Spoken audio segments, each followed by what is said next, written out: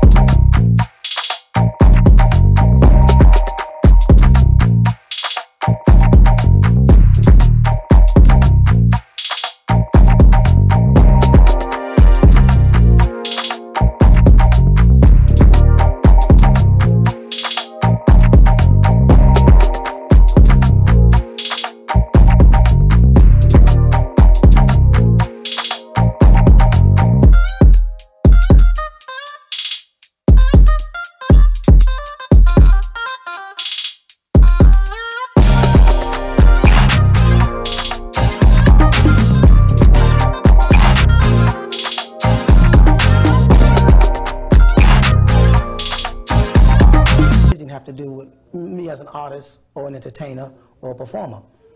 You had the jazz, he had the song The Originators. He was the first person to show Jay-Z how to put rap songs together. Even in the rap videos, they're all out there holding the pictures of Dr. York. They're wearing the clothing with the flags on it. Right there on 5FT's finger is the same flag. It was a song that Nas and Noriega did. Cause I talk like Dr. Malachi York. You know, right there, you know the influence that this man had.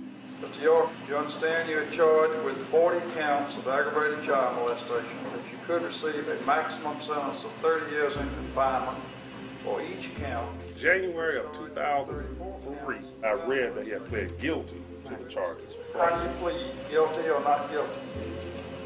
Well, most attorneys know that you really can't plea bargain in the federal system as far as agreeing on a sentence. And so about June of that year, I read that the federal judge denied the plea agreement in the federal case. All right? And I knew at that point, I said, he has a problem.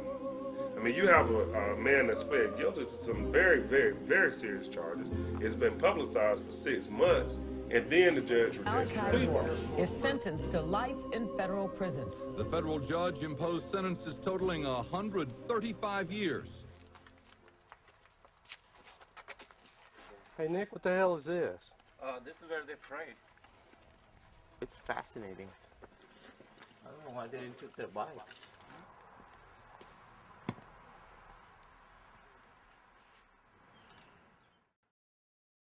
Good evening, everybody. This is Brother Garfield A. Reed, and this is the 3rd part to the show I've been doing in a couple of Sundays. It's called Dr. York and the Facts of His Trial and Conviction, Part 3. Now, before we start, it's going to be a bit more organized than last week. and it's going to be more like how the first week was. Now, to be totally honest, I do have my own personal feelings about Dr. York and if I feel he's guilty or not, but I'm not here for that. I'm here for the truth in the queue, and we're gonna get it in. We're gonna talk about everything. I have some organized questions. I have some different things to ask both sides, and my aim is to just bring clarity and truth and the facts, not bill of facts that irons out all. I heard he's floating. I heard he's floating, and I heard he's not in jail. I heard all of that. We're dealing with the facts. It's not this person. It's not Dr. Malachi York. It's Dwight York in jail. His son set him up. Let's deal with the facts and not the hearsay. So that's what I'm going to be moderating, whether it's from Brother Anpu or whether it's from the other side or whoever is on either side. We're going to make sure we stick to the facts of the case and not the hearsay and the gossip and, it's a conspiracy and we don't have no information about the conspiracy and we feel we know or we don't know. So information out that's true and the facts. All right, so let me punch in Brother Anpu, and I think I got my sister from New Jersey in. So, brother Anpu, how you doing today, my brother? Peace. I'm doing all right. I'm doing good.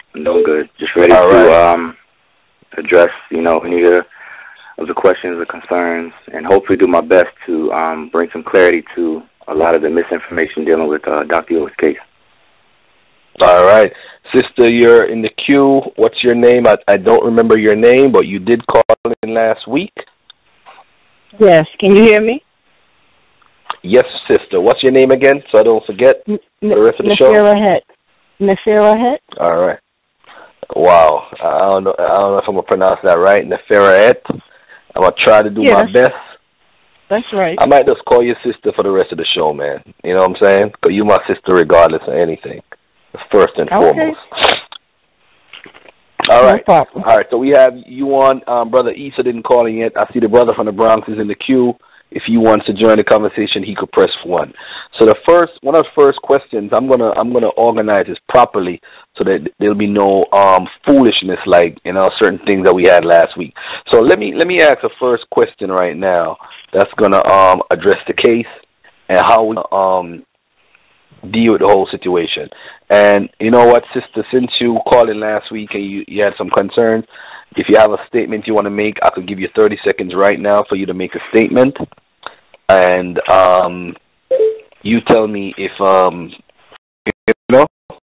you tell me what you'd like to discuss, or is there anything you want to bring up off the bat, and we could talk about it. All right, but well, yeah, I would like to discuss some things because I prepared something to play for the audience, for the people that are not aware, because we're getting heavy in on the facts of the case, which we should be, but also we should be given a little bit of backstory as to why he was even targeted in the first place.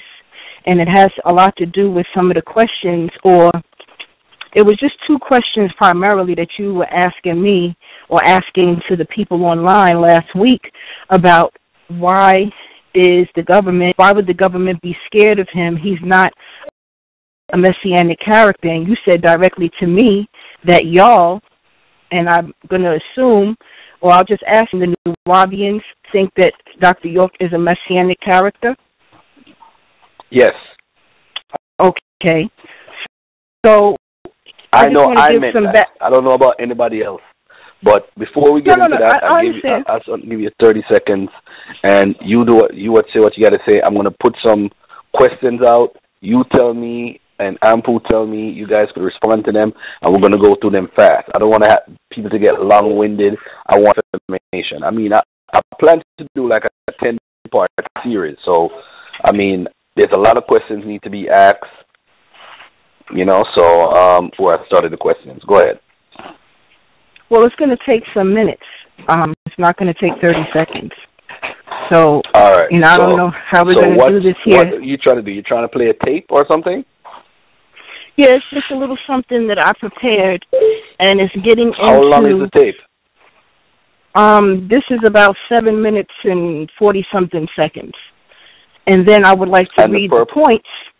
I'm going to tell you, I would like to read the points of the counterintelligence program, which is the reason why Dr. York was targeted, because a lot of the points, or the goals of the program, I should say, pertain to Dr. York and the other organizations, the Black Liberation organizations, because COINTELPRO didn't just go against that.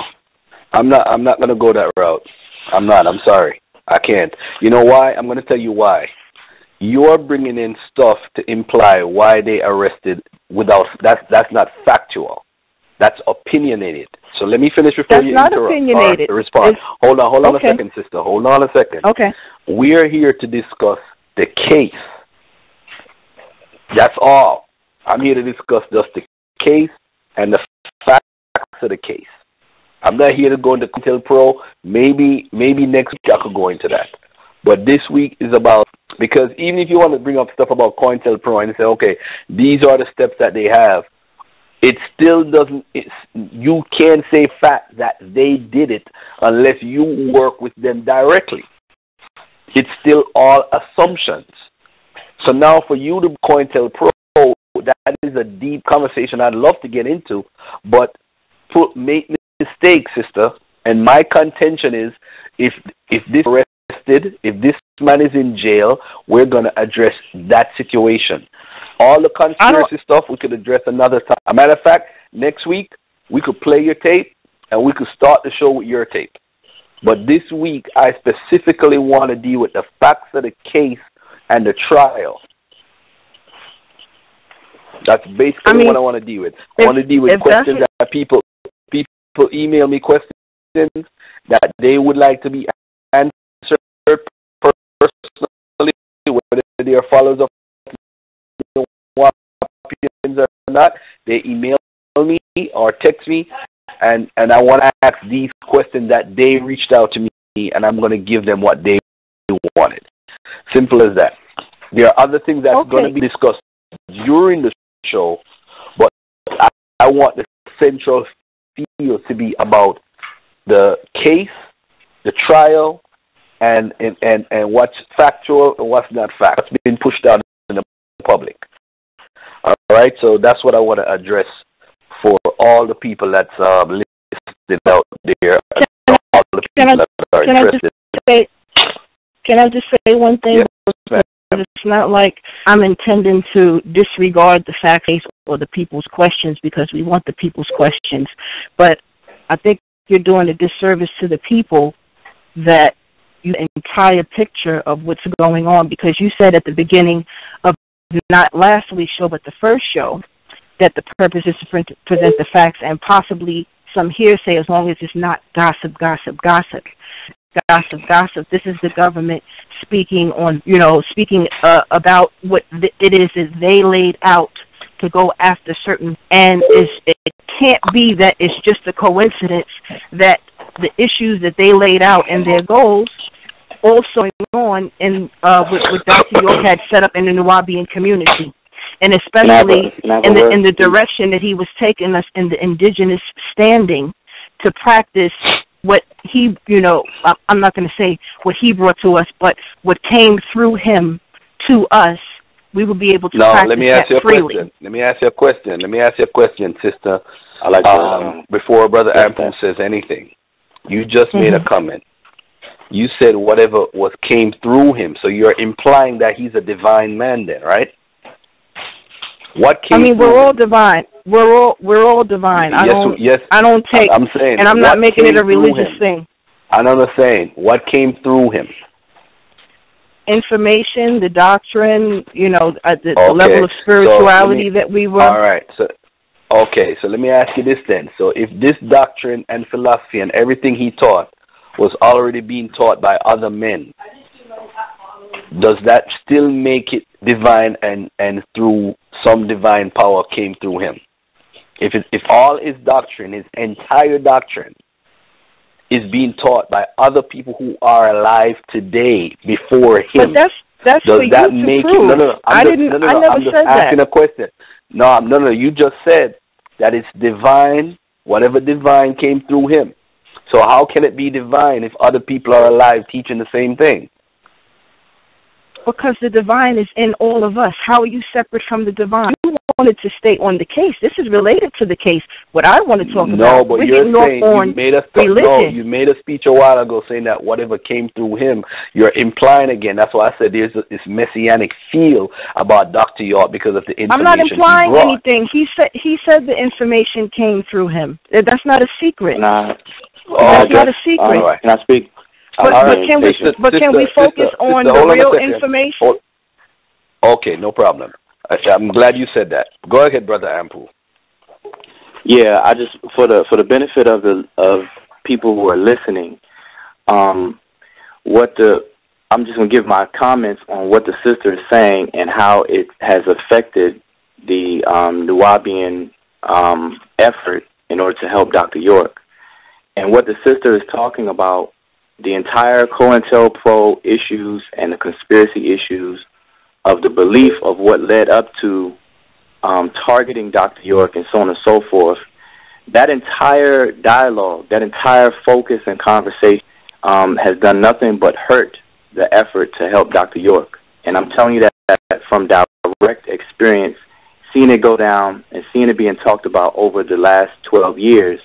And what happens is, in the legal professional community, when you start talking about that and you start off conversations with the subject matter of what the sister is trying to talk about, people turn away.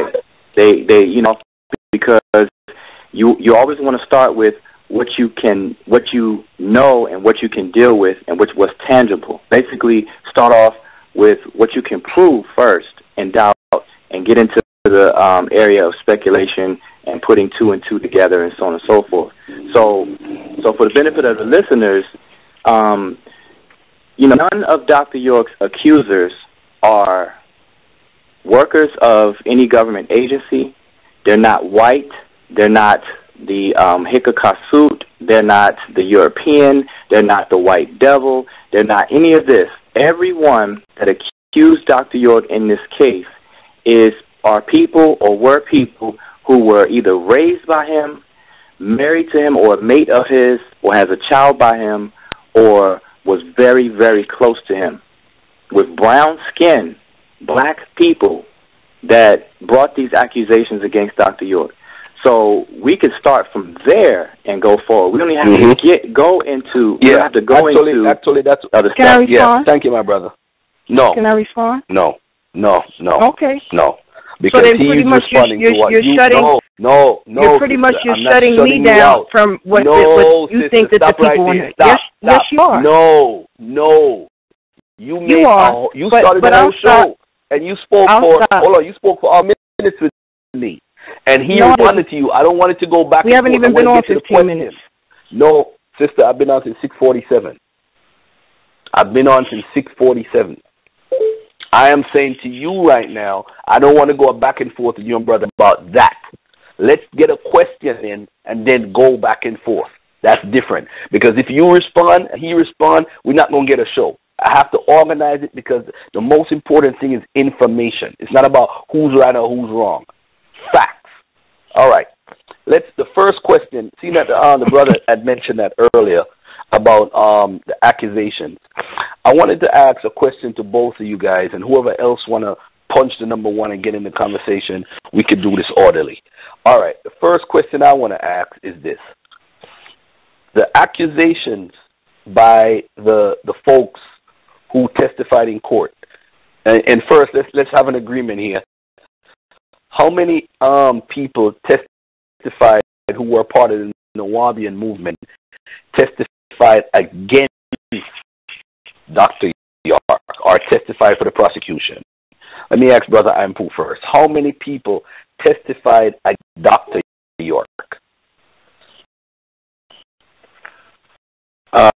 Well, you're talking about the total of prosecution witnesses, which were, I don't know the exact number off the top of my head, but you're talking about roughly 60 people, 50 people, 50 to 60 people. But if you're asking me as far as those who are accusing him of the accusation,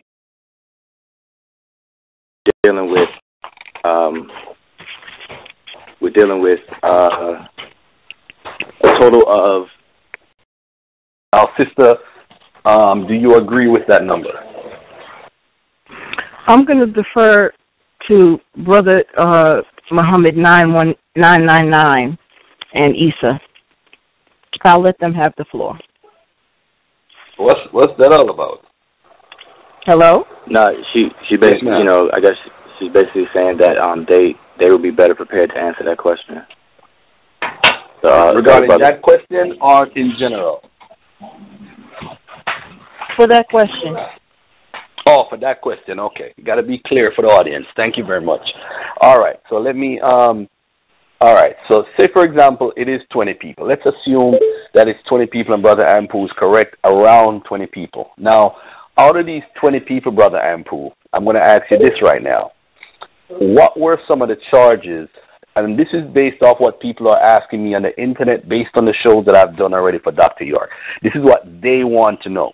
I don't even have to ask any questions. They put these questions in my inbox. I just want to make it clear for the audience. I didn't have any questions this evening. They put the questions in my inbox, and I'm going to ask for you two guys. All right.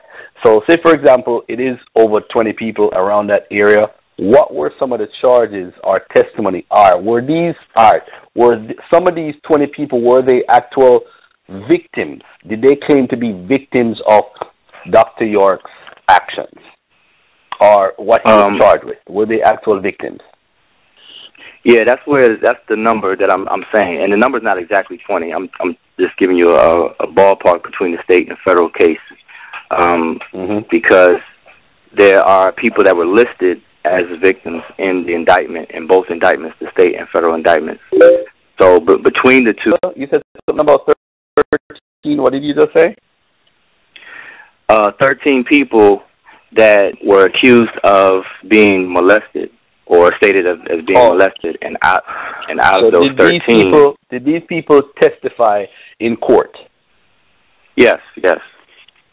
All right, that's what I want to know. All right, let me get Brother Muhammad in. Brother, good evening. Do you want to respond to the question I just asked, sir? Yes. Am I on the line? Go ahead. Yes, sir. Go ahead. Okay, now, it says in the instant case there are 13 alleged victims. 5 of these alleged victims were kidnapped on May 8, 2002 AD and taken into de facto custody and stated that they had never been molested, and some have been diagnosed with sexually transmitted diseases such as herpes simplex 2 and chlamydia. There have been copies circulating of letters and diaries of the alleged victims that have exposed the group sex lifestyle that these young people engaged in. This explains why all of them have these same diseases. Hold on. Would you let me finish? Can I ask you a question, sir? Hold on. Let me ask you a question. Hold on.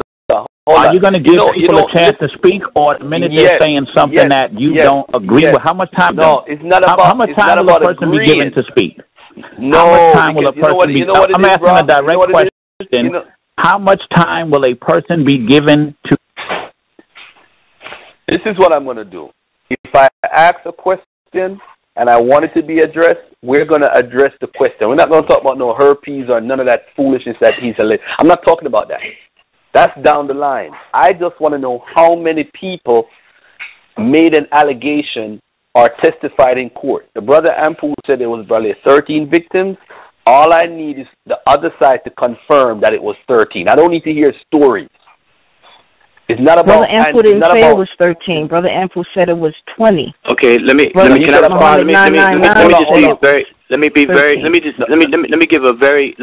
very direct, and let me give you the actual names of them. That way alleviate any and all of the discrepancies. I'm gonna give you the names of the people who were listed as victims and also testified. Stop. Ampu, stop.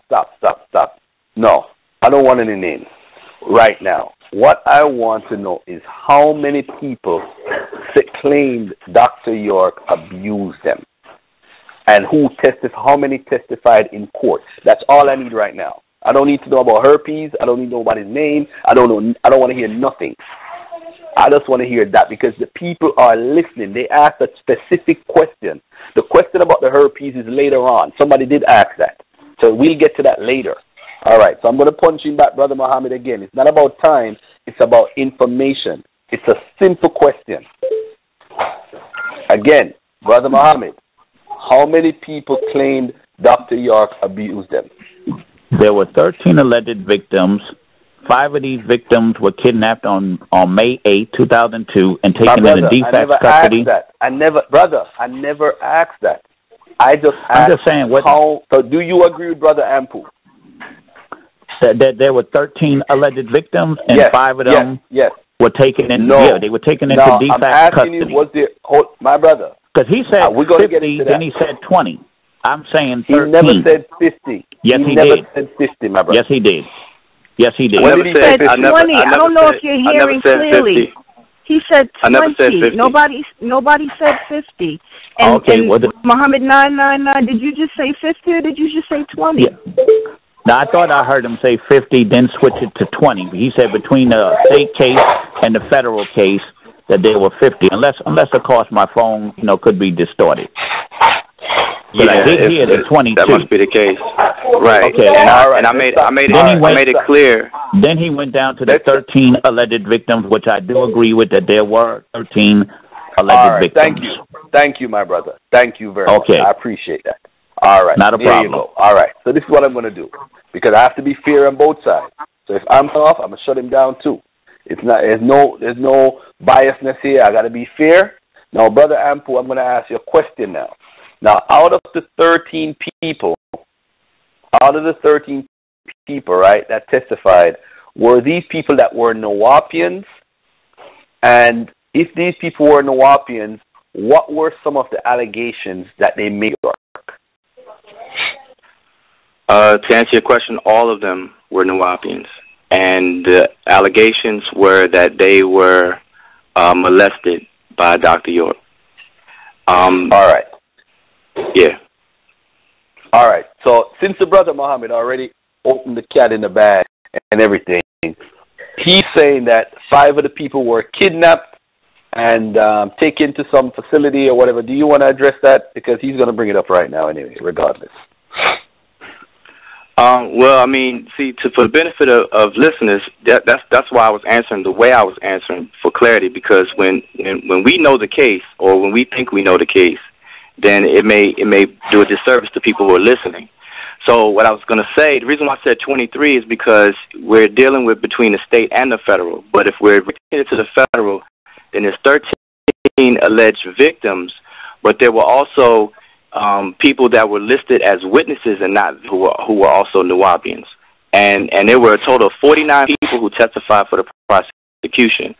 So to answer your question about the 5, talking about the 5 minors that were taken off the land and was put into de facto custody that we spoke about on the first show, and they were checked out, and they had to actually, the parents of those children had to actually prove that they were worthy and had a worthy homestead for the children in order to get their children back, and so on and so forth, because of the case. And the reason why they were taken, real quick, the reason why they were taken is because, not because they went to the authorities themselves, but it's because they were listed or told about by other people. So that's why just want to make that clear. All right. Okay. All right, let me get Sister in so she could respond.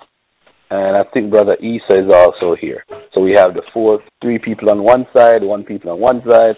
All right, so let's go, Sister. You're on. You want to respond to that? No, I don't have any response to that. All right, let me get Brother Muhammad in. So he was going to say about the 5 people. He let it out the bag. It was a later question, but my Brother Muhammad, go ahead and expound on what you were going to say about the 5 people that were kidnapped. Okay, I will. I ask Brother Rick a question that's relating to what he stated earlier. Because I noticed how he said 5 of the alleged victims. So the other 13 alleged victims, if I am correct, based on your statement, were not minors. They must have been adults. Am I correct? That's incorrect. Okay, well, why would you express that these 5 were minors, say that about the other alleged, the 13 victims? I chose to use the word minor as opposed to the word children, that's all. And or minors, when you said about the 13 alleged victims, you didn't say whether they were children or minors. You just said about these 5. No, because we know, Rick. You remember when I asked you know, let me ask. You know that there were several of these alleged victims that were not children at all. They were adults who were claiming this happened when they were children because they made it up. Well, I don't. Well, don't put words into my mouth. But to answer, no, I didn't put no words into your mouth. I didn't put no words into your mouth. You said, well, I know. But this is the thing. The reason why I chose to use the word minor on the case, so you already know this. Hold on a second. I got to mute you. Back and forth. It's not going to happen this week. Go ahead. Let me just respond to that. Let me respond to it. What's that? Hold on. I can't hear either of you. Can you just, Garfield, tell whoever has all of the background stuff going on to mute their phone, because I can barely hear either Brother Anpu or Muhammad 999, and I'm sure other people can't really hear them. All right, cool. All right, go ahead, Anpu. Okay, the reason why I use the word minors is because in my experience over the past 12 plus years dealing with the case, is that people get caught up on the word children, whether they were children, and then the idea calls up children. Minor is more of the legal term, and that's what's used in the statutes and in the law, minors.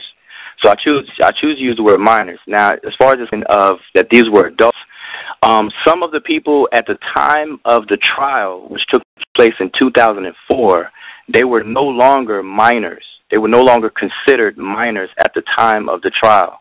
So yes, at the time of the trial, they were no longer considered minors, some of them, and some of them still were minors. But as far as the allegations and what's outlined in the indictment, they were these accusations or these acts that Dr. York is accused of was while they were minors. So that's the difference. So there's nothing special or it's not rocket science with that. All right. Let me get the brother back in, and so he said he wanted to ask Rick a question. All right, hold on a second. I thought that was let me get Brother Muhammad. Yeah. All right, let me get Muhammad back in. So, all right, so continue now about the 5 people. Go ahead, my brother. Okay, now, my reason for making that statement or asking that question was because a lot of people, when they hear child molestation and they don't know the history of the case or really haven't been involved in the case, which a great majority of people don't know the history of the case, especially considering it's been almost 13 years ago. So a lot of some people on the line, I would like to think, are new to the doctrine, new to Dr. York, new to the case, don't know that, and they just hear child molestation, so they're automatically thinking everyone who testified against him or said something against him was a little child, which was not the case at all. As a matter of fact, a greater majority, if they didn't take them off of Tamaray when they raided the land, were these adults who got on the witness stand and testified that these things happened allegedly when they were children. Okay. That's something I wanted to make clear for the public, for the listening audience. Can I ask you a question, brother? How old were these people that testified in 2014? The oldest person. How old was the oldest person? I don't know their exact age. I don't know their exact age. Okay. I don't have that. So were they? All right. Let me ask you this. Hasna Evans was 16. I know Hanan Merritt was 16. I know Salha Eddington was 14. I know Issa Johnson was 13. But these were people that were actually taken off the land. So they were minors because they were under 18. That's what you're saying? Yes, and they were also on Tamaray when they raided the land. You just cleared up something for me, brother, because I didn't know that they were that age. I thought they were younger at that time of the trial. All right, so you just cleared up something. So now let me ask Brother Anpu this now as a follow-up question. How old were the people that he's saying that weren't adults? How old were they at the time of the trial? They were, as he said, he gave the ages of the people that he mentioned, and like I said, there were people at the time of 2004 that wouldn't be considered a minor anymore. But the okay, adults, the ones that were over 18, how old were they? Over 18, they were either 18 or 20, and 21. Now the exact ages, I can get those for you. But I would like to make a point though. Don't worry about that. I just want to get an idea. Okay, but let me make a point to what he's saying. Address what he's saying. Everything that he's saying is completely irrelevant. Their age at the time of the trial is irrelevant. So if people think of children when you hear the word child molestation, if people think that all these are children at the time, no bearing on the accusations or the listed alleged crimes or accusations is what matters, and how old they were, and these things are specific inside the indictment and was specifically talked about during the trial. The ages were given, when these things occurred, and so on and so forth. So all right, focus on that is a problem. All right. Let me ask, Rick knows, or you imply that Rick knows it was made up, or the summit. I don't want to misquote you. So you left a statement like around 7 minutes ago. Somebody just inboxed me, and they're saying that, how would you know, Mr. Muhammad, that the people were not abused?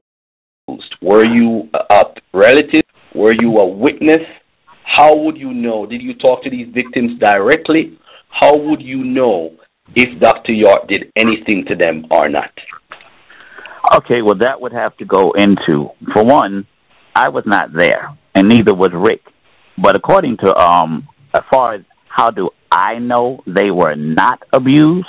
Because based on the evidence that was presented in court, you say we're going to stick to the court and the trial, and based on the evidence that was presented in court, he's proven to be guilty of child molestation. Of child molestation. All right, I respect that. I respect that. 135 years for child molestation.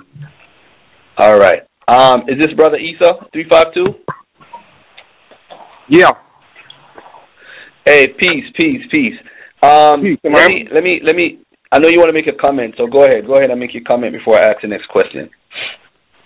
All right. 13 of the alleged victims, right? 7 said nothing happened.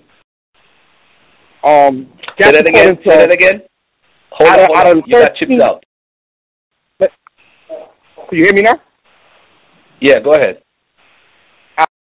Out of the 13 alleged victims, 7 said nothing happened. That's according to Anpu. I'm quoting from him. I'm quoting from him. Oh, okay. So, according to him. According to yeah. According to him. Okay. And said this part 3 to the Crusader. And when he mentioned, he had mentioned about the 5 teams that were taken from the land. They were mentioned in the first show. 5 teams kidnapped, taken in custody, in question, said nothing happened. That's another. I'm quoting from Anpu as well. Part 3 of Voice of the Crusader. This is what he said. All right. So I hope he sticks to what he said. He's not going switching up now, right? All right. Let me get. Exactly. Yeah, let me address that. Yeah, I want to address that. It's cool to quote me. What I said was I reported what took place at the trial, and 8 of the alleged victims that testified that nothing happened to them during the trial, and they testified on behalf of Dr. York. Those same people that testified that nothing ever happened has since then said that they lied at the trial, and that they were. Hold on, Brother Anpu. Brother Anpu, hold on. I'm confused. 13 people testified at the trial against Dr. York or for Dr. York? Oh, that's why. Okay, it doesn't help to speedball through the questions, and that's why I'm trying to make it clear to the listeners as if they don't know anything. Because hold on, Brother Rick. Hold on, Brother Anpu. Let me ask you this: 13 people testified against Dr. York, right? That said that he was abused, that he abused them. Now, the 8 people that testified that nothing happened in court, are those included? Those 8 included in the 13? Yes, and that's why it needs to be clarified that there were 13 listed victims who testified during the trial, and out of those 13, 7 took the stand and said that they were molested by Dr. York, and 8 were saying that they weren't. No. Something is wrong, because you can't say 7 and 8 said. So that's 15 people. I'm confused, bro. I'm confused here. I'm confused. Let me ask you again. Out of the 13 people that made charges against Dr. York, did those people testify against him in court? Right. There was not 13 listed victims that testified against him. Okay, so how many people testified against Dr. York? There were a total of 49. And out of those 49, those that were listed as victims are 7. Are 7. Okay. All right. So now, who are the 8 people? So the 8 people he's talking about is not in the 49. Then that's defendant's witnesses. Am I correct? Absolutely. Oh, okay. So this is what's confusing the people, because when you throw a number out saying 13. No, that's what I'm saying. That's what I said. If we don't speedball. Let me open up. Let me open up. Okay. Let me open up Issa's mic. Issa and Anpu. Yeah. Tell me if I'm wrong. 13 people allegedly make the allegation against him. 7 out of the 13 testify in court on record against Dr. York. 8 people have nothing to do with the 13. These are defendant witnesses for Dr. York. Testify that Dr. York didn't do anything, that he never abused them. Now, we're not going to talk about the fact that those 8 people now say that they lied. We're not going to talk about that right now. We're not going to talk about that. All I want to know is, yeah, you're still on the line. The 7 people, right, that allegedly said that Dr. York did something to them were Nuwapians, and some of them were. So hold on there. So out of the 7 that testified against him were the 7. Where is the 5 people? Where is the 5 people that were taken? So that 5 came out of the 13. I'm confused. Or that 5 come out of the 7. Yeah, that's what I was saying. If you give me a moment, and I could clarify the whole thing. Let me clarify, but let me interject, right? Because it kind of is getting real confusing on Garfield. Yes, sir. Okay. Here's the issue. The government listed a whole bunch of victims. Not necessarily saying that these people who's listed as victims went to the government and said something happened, but actually their names were given to the government, and they went and charged him with these people. One of them, for instance, that was on that same show, which her name is, well, I don't want to give her, well, Miss Woods, right? She actually said that the FBI never talked to her at all, even no conversation at all, and they still charged him with her in that indictment. Now, let's clarify that. They were listed 13, right? And out of the 13 that was listed, right? Out of those 13, I quoted him at 7. He's saying there was 8 that said nothing happened at all. And what happened was they actually, and I'm quoting, that's what I'm saying. This is something that he cannot get around, and I hope he's not trying to get around it, because I'm taking this from his words, right? That the defense had to call these government listed victims for the defense at trial, right? And when they were called by the defense, they said that nothing happened. You see what I'm saying? So, do we clarify about the 13? Is that clarified now? No. Hold on,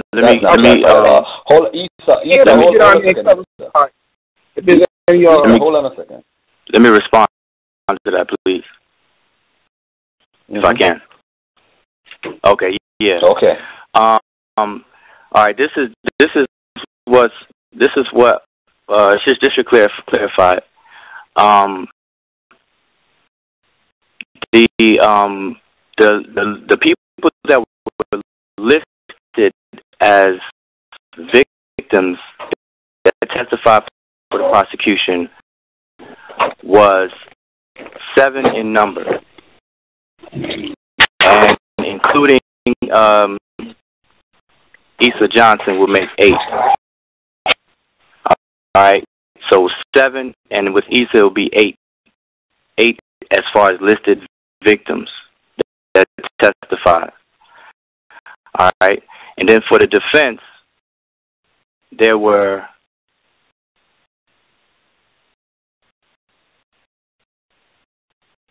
8 alleged listed victims who testified and said nothing happened or denied the allegations. And this would include,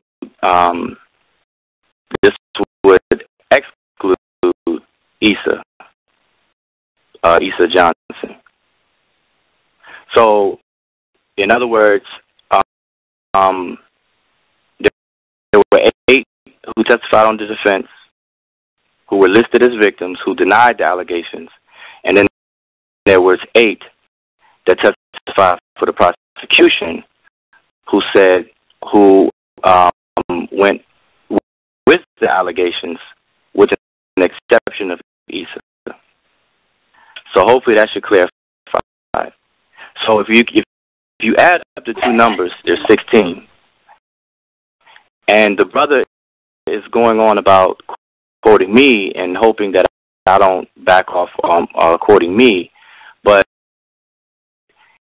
the thing is that I'm on the phone right now. And like I said, I'm not going to give the names of the people. I can give their abbreviations or their initials and tell you exactly who was who and what was what. So that we can make it real clear and be very factual with it. And what I said is that we used to say 13 alleged victims. There was 13 alleged victims in the case, and out of 13, 8 said nothing ever happened. That was a talking point that we used several times, and that's what the brother's talking about when he's trying to quote me from the crusade show that he's talking about. So I don't deny saying that at all. Matter of fact, I'm the one that said it earlier before he even got on the phone tonight or today. So, but to clarify, there are 8 people on the prosecution that were listed as victims, and there were 8 people on the defense that were listed as victims and denied the allegations. And Issa is the exception. He testified for the prosecution, but on behalf of Dr. York.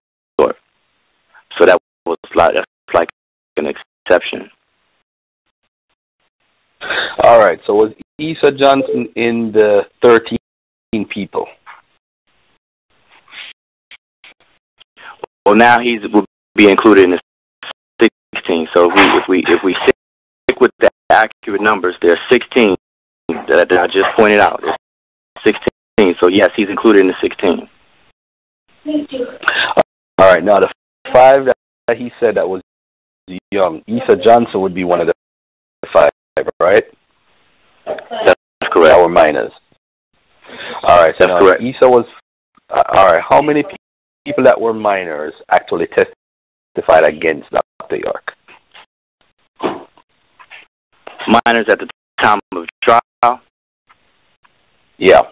Because, okay, now there's a difference between minors in the case, because the case only deals with minors in terms of the allegations, but as far as minors at the time of the trial, you're dealing with Issa. Well, I'm not gonna say their names. IJ would be, we were saying Issa, but KH was a minor at the time. AL was a minor at the time. You can keep count. Hold on a second. Hold on a second. Again, let me ask the question again. Of the 5 people that the brother brought up, said that they were minors at the time, how many of them actually testified at the trial? Out of the 5? All 5. Did they all 5? All 5 testified. So 4 testified for the prosecution, and 1 testified for the prosecution, but in Dr. York's favor. Am I correct?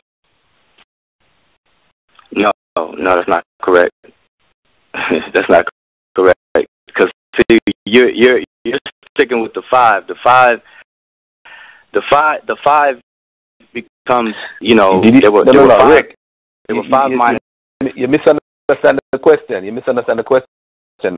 I'm saying out of the 5 minors that were allegedly kidnapped, did they testify at the trial? Did all 5 testify at the trial?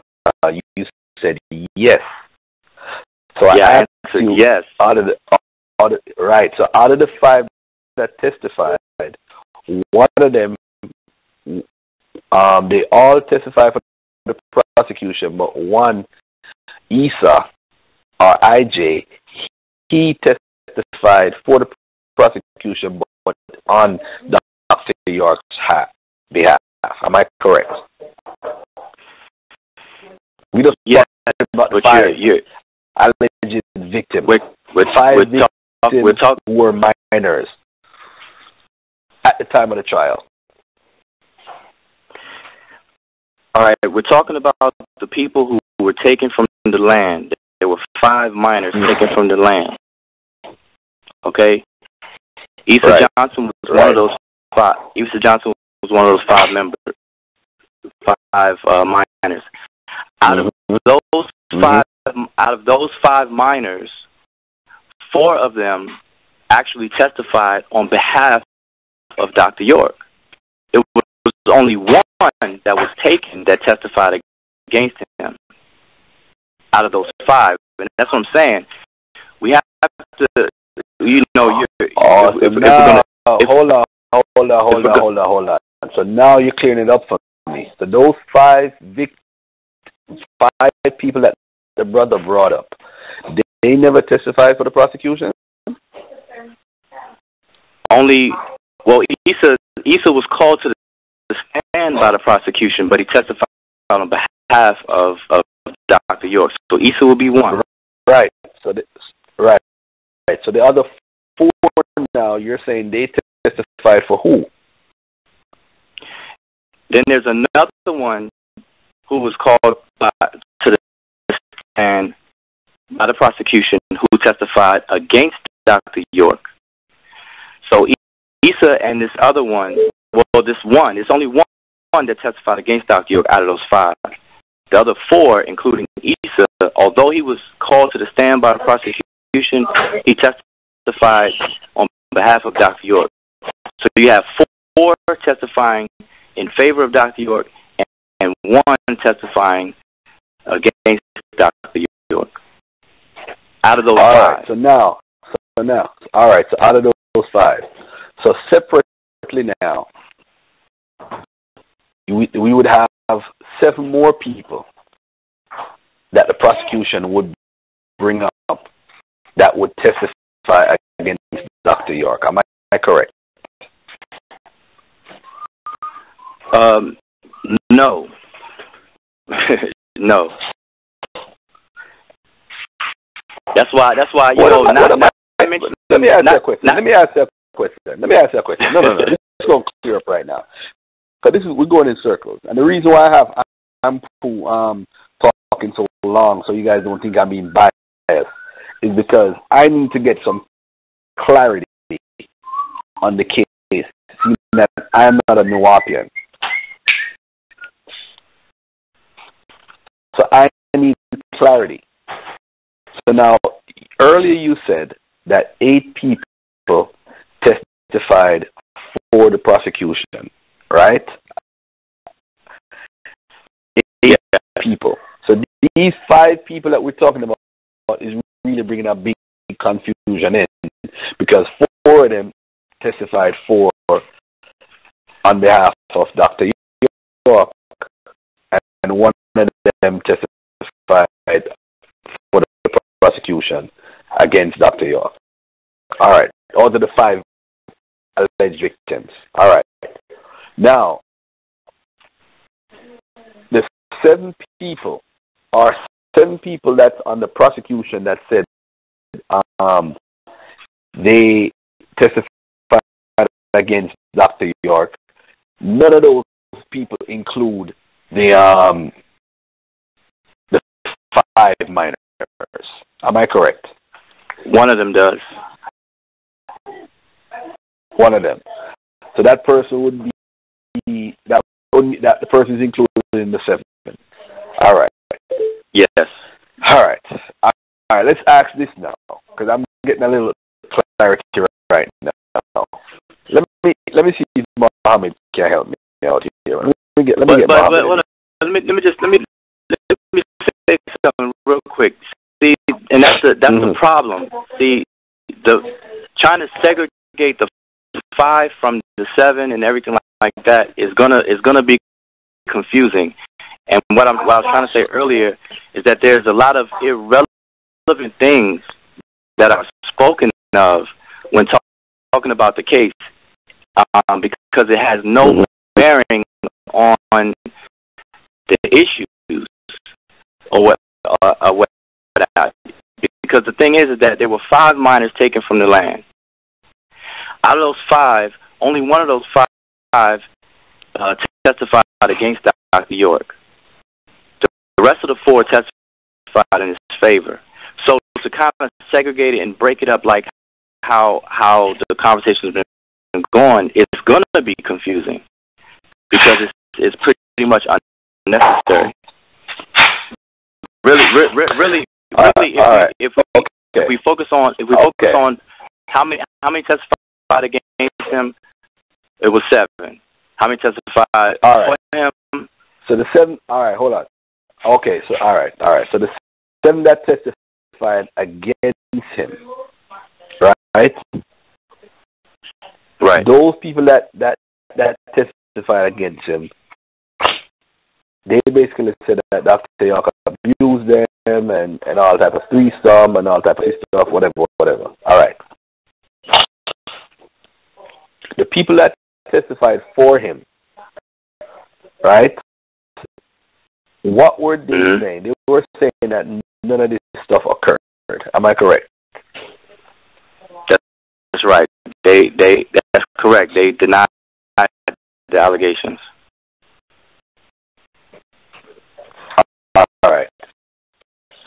So if that's the case, where you have some people saying that he did and some people saying that he didn't, what was the testimony that really made the jury? Was it a jury trial or a judge trial? It was definitely a jury trial. It was a jury trial. So the jury now voted based on, because the 135 that he's serving is not for abuse per se. It's for the Mann Act, the RICO Act, and what else? The Mann Act, the RICO Act, and actually the counts that come out of those 2 acts. They're counts that he was charged with 13 counts, and he was convicted on 11 out of the 13. All right, thank you, my brother. Let me get the sister in here before I get Muhammad in here, and then we just go down the line and we come right back. All right, go ahead, sister. I know I had you on hold for the longest. Go ahead. You have free reign. Go ahead and respond to what the brother just said. No, I mean I don't have any response other than, it sounds very confusing what you're talking about. And it's showing that you are biased. You're letting him talk all this time. And what about the other people on the line that may want to say something? I just said that you have free reign. I don't have anything. I don't have anything to. All right, let me get Brother Muhammad in here. Brother Muhammad, you have free reign. Brother Muhammad, you have free reign. You have all the time in the world. Go ahead, my brother. Okay, give me one quick. Can you give me one quick second, please? I had something here. You have all the time in the world. Brother Anpu, okay, for 10 minutes. So go ahead. All right. Yeah, because that was something I did want to ask you about earlier when we first started the conversation. I wanted to ask, yes, sir, would it be possible for clarity, because this is a very complex case and complex issues, if each person could, one, say their name, two, but that they could say their name. This is for future listeners and present listeners, sir, so that they won't be confused at the who's speaking and saying what. And also, that each person be given 10 minutes. Now, they might not need the full 10 minutes to say what they have to say, but at least, how long is the show supposed to be? The show is going to be off. We're going to get it. We have another hour and 20 minutes. Okay, but if the person gets at least, let's say, seven minutes to speak uninterrupted. If they don't need the full 7 minutes, cool. Because some of the, like I say, some of these issues are very complex Yeah, it is. Let me ask you this, brother. Can you respond to the whole confusion of how many people testified and how many didn't? Okay, now this is something that's very interesting because I was in, as was Annabelle, I was in contact with Adrian Patrick virtually every day during the case. Not that he explained or said anything that would be violating the laws about not speaking of the case while it was actually in going on. But there were certain things that we spoke about later after the case was over. And one of the things was a lot of these so-called alleged victims who said that nothing happened to me also said that nothing happened to the people who were saying that something happened to them. Because a lot of these alleged victims, they were pointed out by other people and said, oh, yeah, and let's just say, oh, yeah, and he did something to them, too. But these people then testify, well, nothing happened to me and nothing happened to them either. They're lying. They're making this up. Now, this came directly out of Adrian Patrick's mouth, and I have this on video. So it's not just something I'm just saying and can't back up. I have it actually on video with interviews with Adrian Patrick. Now, still trying to find about the detectives who actually took the children off the land. These 5 children. Hold on, I had it right here in front of me. Let me ask you this, brother.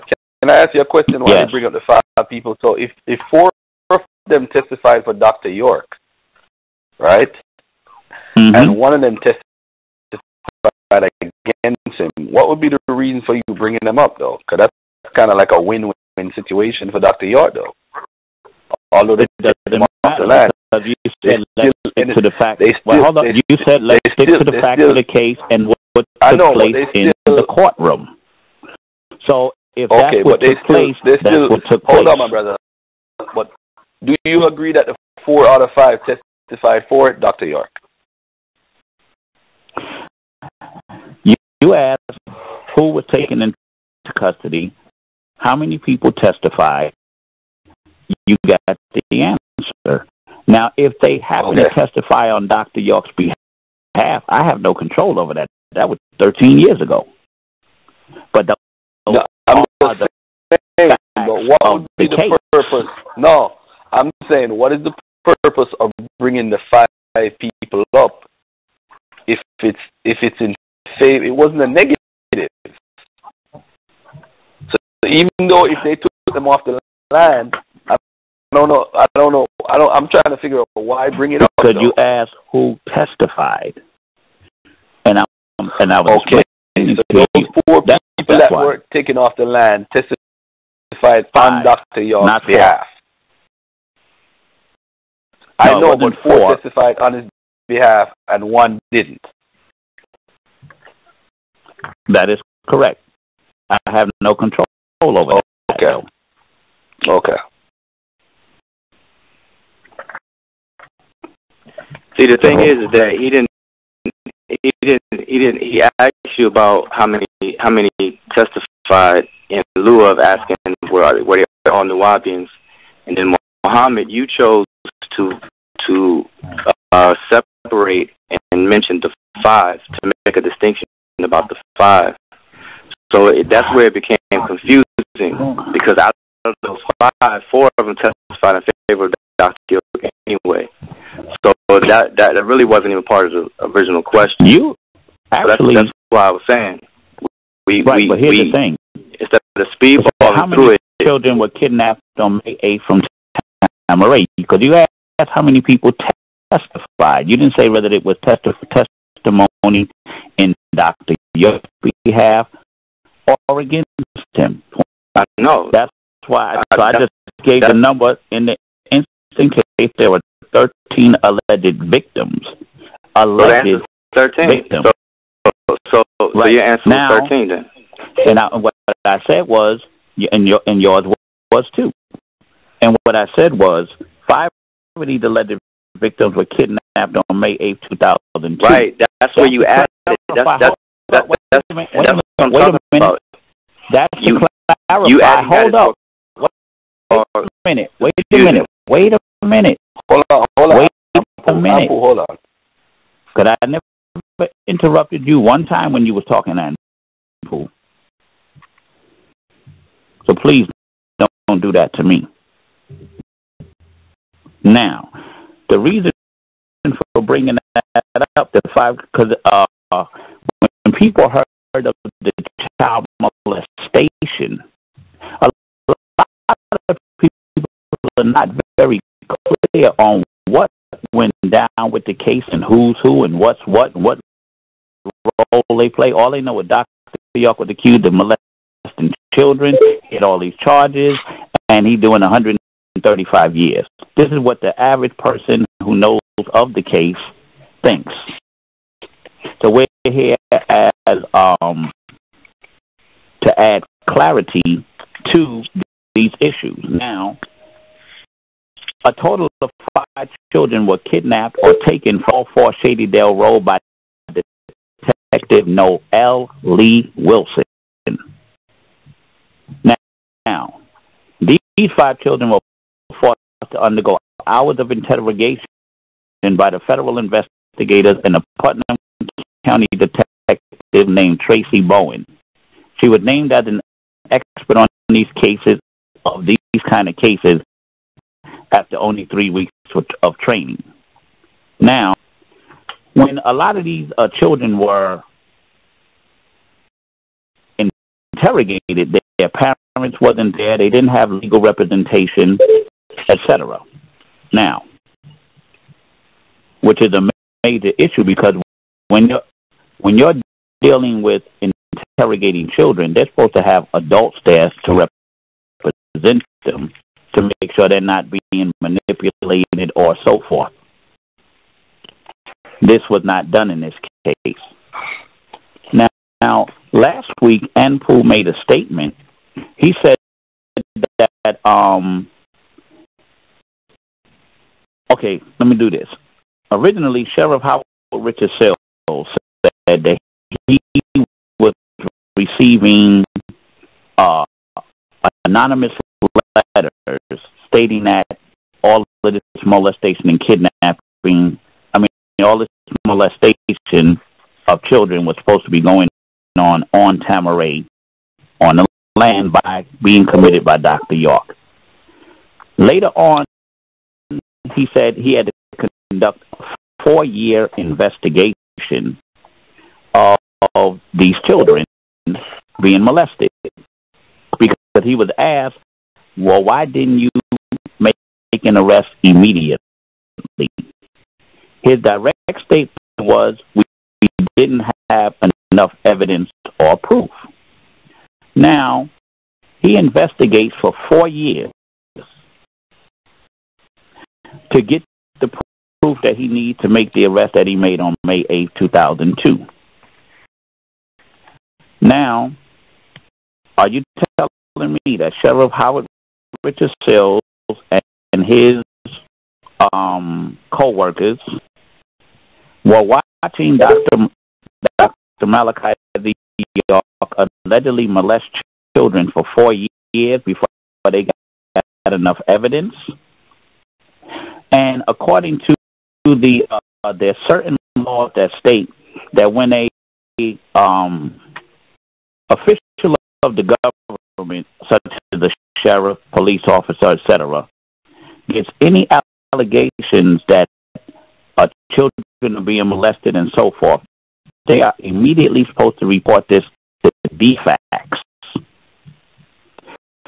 And these children to be removed out of that situation, which would mean that Sheriff Sills violated the law by not reporting this immediately, but yet conducting a 4-year investigation. And my reason for bringing that up is, was the sheriff of Putnam County Howard Richard Sills, was he sitting there watching children being molested, allegedly, because you're supposed to be innocent until proven guilty, which which applies for the time because he hadn't been arrested. That he was watching little children being molested for 4 years. Now, Anpu made a statement last week about a statement was made about what kind of equipment and surveillance equipment and so forth that they were allegedly using or not. Anpu made a statement. He said, well, there was some detective cars or unmarked cars or whatever they were that were positioned at a certain point on the highway leading to 404 Shadydale Road. Now, my question is, how would you know that they were detectives and what kind of equipment that they were using? Because you said that very authoritatively. So I want to know also, this is another question, how did you know that they were detectives and they were watching the land, and what kind of equipment they were using to say last week that the person was watching too many movies? Because you said it as an expert in what kind of equipment they were using. I would just like to know, how did you know what kind of equipment they were using and wasn't using, and whether they could see through walls and so forth? And can someone address why Sheriff Richard Sills wasn't brought up on charges for not immediately reporting this to DFAC to have these children removed out of this situation, which was allegedly taking place? And, all right, I'm going to stop after this. And Dr. York, I must repeat once again, is not doing 135 years for molesting children. As a matter of fact, he's not doing 1 year for molesting children. All right, he said a mouthful. All right, before you respond, Brother Anpu, let me say this. Are you implying that he would know specific the equipment because he's also Muhammad? I hope you're not implying that. I'm just stating you guys I'm just stating. Hold up. Can I reiterate? Why would you? Why? What? Wait, let me handle it. Let me answer. Hold on a second. Let me answer for myself. What does that have to do with if? Listen. First of all, he did plead guilty in state court. So did he remove? No, he plea bargained in state court. Okay. He pled guilty in state court for molestation charges. He plea bargained in state court. So he was never sentenced in state court. May I ask you a question? Then why was he never sentenced in state court? Well, you're acting like that's a great thing. He pled guilty because for molestation people don't understand if they've never been through the criminal justice system. What a plea bargain. Ask you one more time. I'm going to ask you one more time. Did he plead guilty to molestation charges? So ridiculous. I'm asking a simple question. Did he plead guilty to molestation charges? No, he didn't. This is so biased. No, all right, he didn't. Can I please answer? Please. You just straight up lied. You just straight up lied. And Issa, hold on, let me ask Issa a question. Issa, did Dr. York plead guilty to molestation charges in state court? Did Dr. York plead guilty to molestation charges in state court? Yeah, it was thrown out.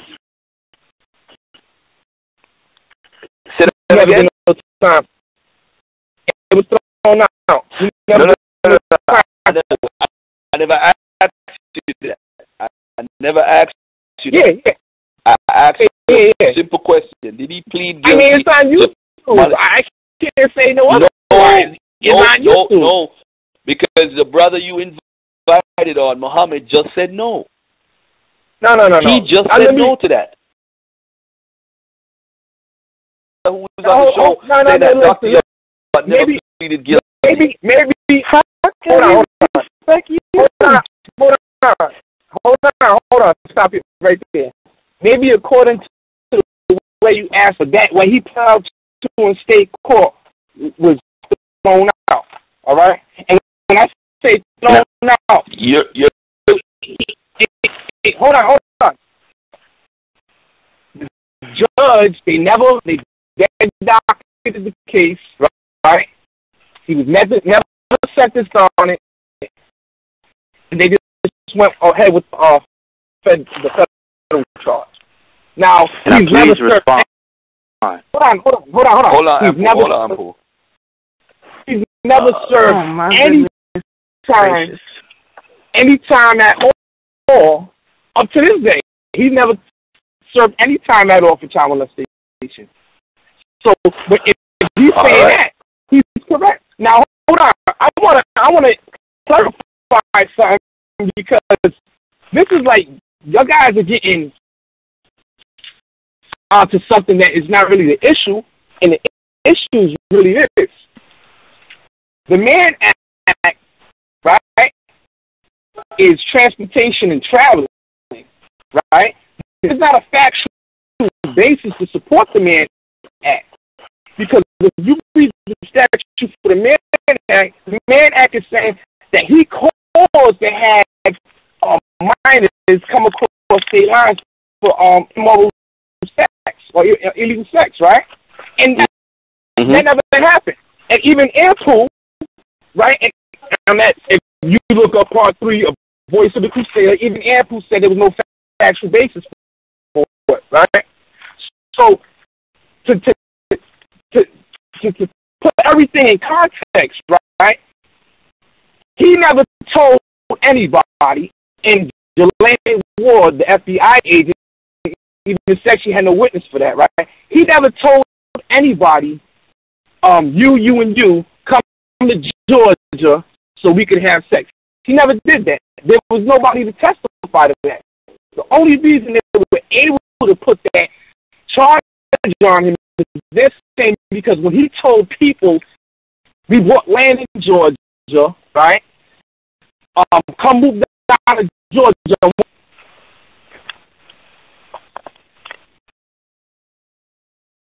Say, well, he had directed people to come down to Georgia, and it was for the nefarious purpose or the immoral purpose of sex. And use your own judgment. In 1993, he said that, and they're making allegations from 1998 and 1999, right, saying what this happened. But the issue is he was already a resident in Georgia. They took a statute to get him. You see what I'm saying? They took a statute to get him that really doesn't apply because it's not about no child molestation because the feds don't have a child molestation statute. It's about did he travel with these minors to have sex or did he call somebody else as an agent to bring these people down there for the purpose of that? And there's no factual basis at all. No, and I challenge I kind of agree with you. That's kind of hard to prove. So again, though,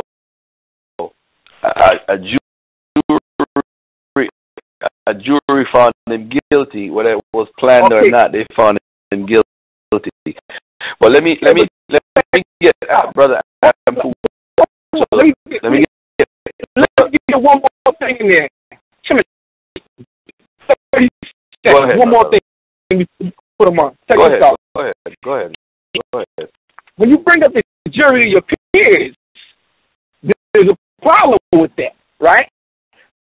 Because we're talking about Deep South Georgia, where Anpu, he also he also said that there was actually a longer racial engine behind it with the racism since 97. It started with the planning and zoning, and it escalated to these charges. That's his statement from Voice to the Crusader Part 3.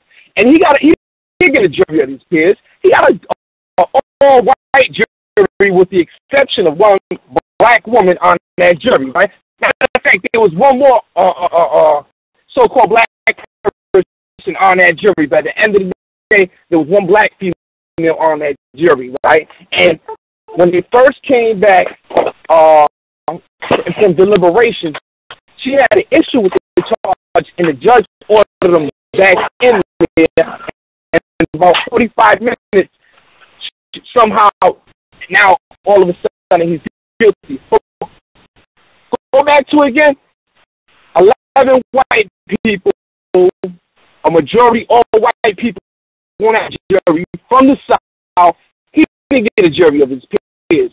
And that's something, if the system's broken in all these other states, when everybody's crying about racism, racist cops and doing all this, now all of a sudden the system worked in deep South Georgia.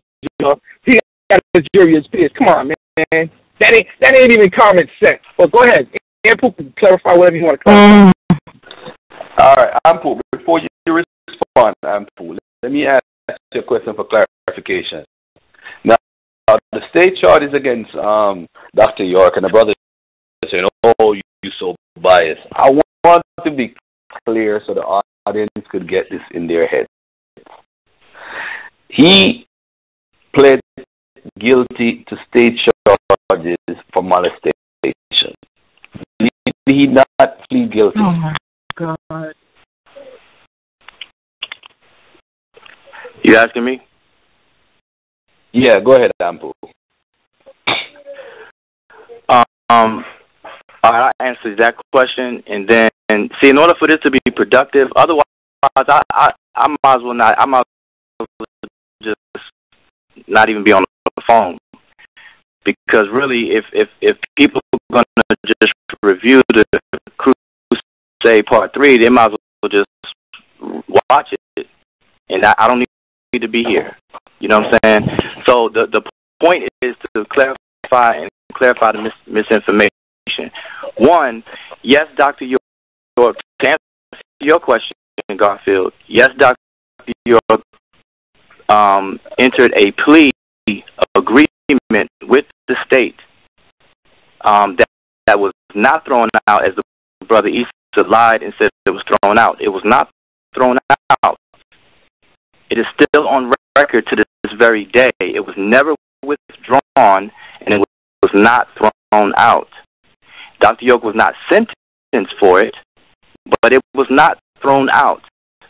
And we have to be specific, and when we're talking about and not try to mislead people. All right, so that's one. And he entered a plea agreement that he signed, and that's what the video that people see on the YouTube videos of him signing that particular plea agreement. That was the state. But he also did the same thing in the federal that is not on video. That's to answer your question right now. And to go backwards, I'm going to do the best I can, because the Brother Muhammad was long-winded, and I forgot probably his original points that he was making. But one, his question about how do I, first of all, he made a statement that I never made. I never said that there were detective cars parked anywhere. If you go back and listen to the show, that never came out of my mouth. What I said was that during the trial, it was made known that law enforcement set up shop across the street from where we used to live on 404 Shady Dale Road. They set up shop in the people's property across the street, and I said they even cut down trees across the street. We noticed that living there, we noticed the trees being cut down, but a lot of people do that normally to sell timber wood or whatever. So we looked at that. It was like a normal thing. That's what I said. They set up shop across the street. I also said that they were, they had to have been listening because a lot of the law enforcement at the time of the on May 8th,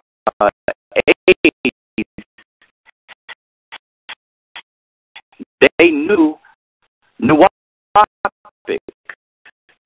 They knew the language because we used to communicate over CBs that were not secured. There were any CB that you could buy at Home Depot. Our CBs were bought at Home Depot. If you buy the same CD, you'll be right on the same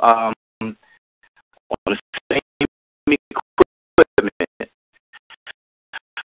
So that's to answer his question as far as equipment and how they could listen in. They had to have bought those bright orange walkie-talkies that we had that we spoke Nuwapic on, and we said certain common commands and things like that on it.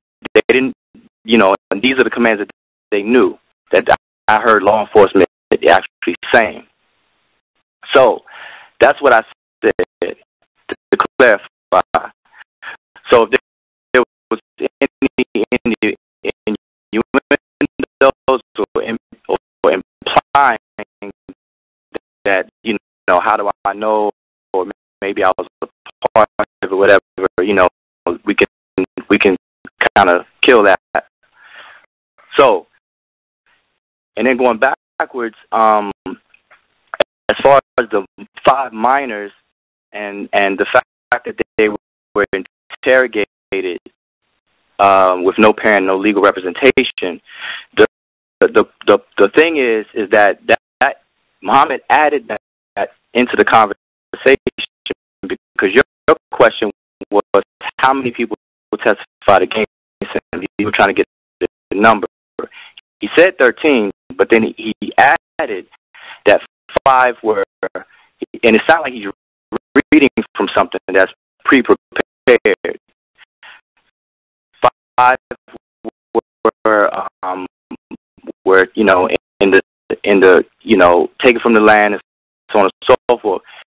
But to focus on that, that's what causes that's what causes confusion in this entire conversation. So if we're here to add clarity, then you don't bring up things that's going to cause confusion. Because out of those 5 minors, 4 of them, even though they had no parent and no legal representation, 4 of them still testified on Dr. York's behalf. So like you said, Garfield, that's a win-win anyway. So to bring it up in the manner that was brought up causes confusion. So this is why I answer the questions the way I answer, because I've been doing this for a long time, and I could talk to a total stranger, a person who knows nothing, and get them to understand about the case. So, and then I don't know what else. And then another thing he brought up. I'm trying to remember the things that he was saying.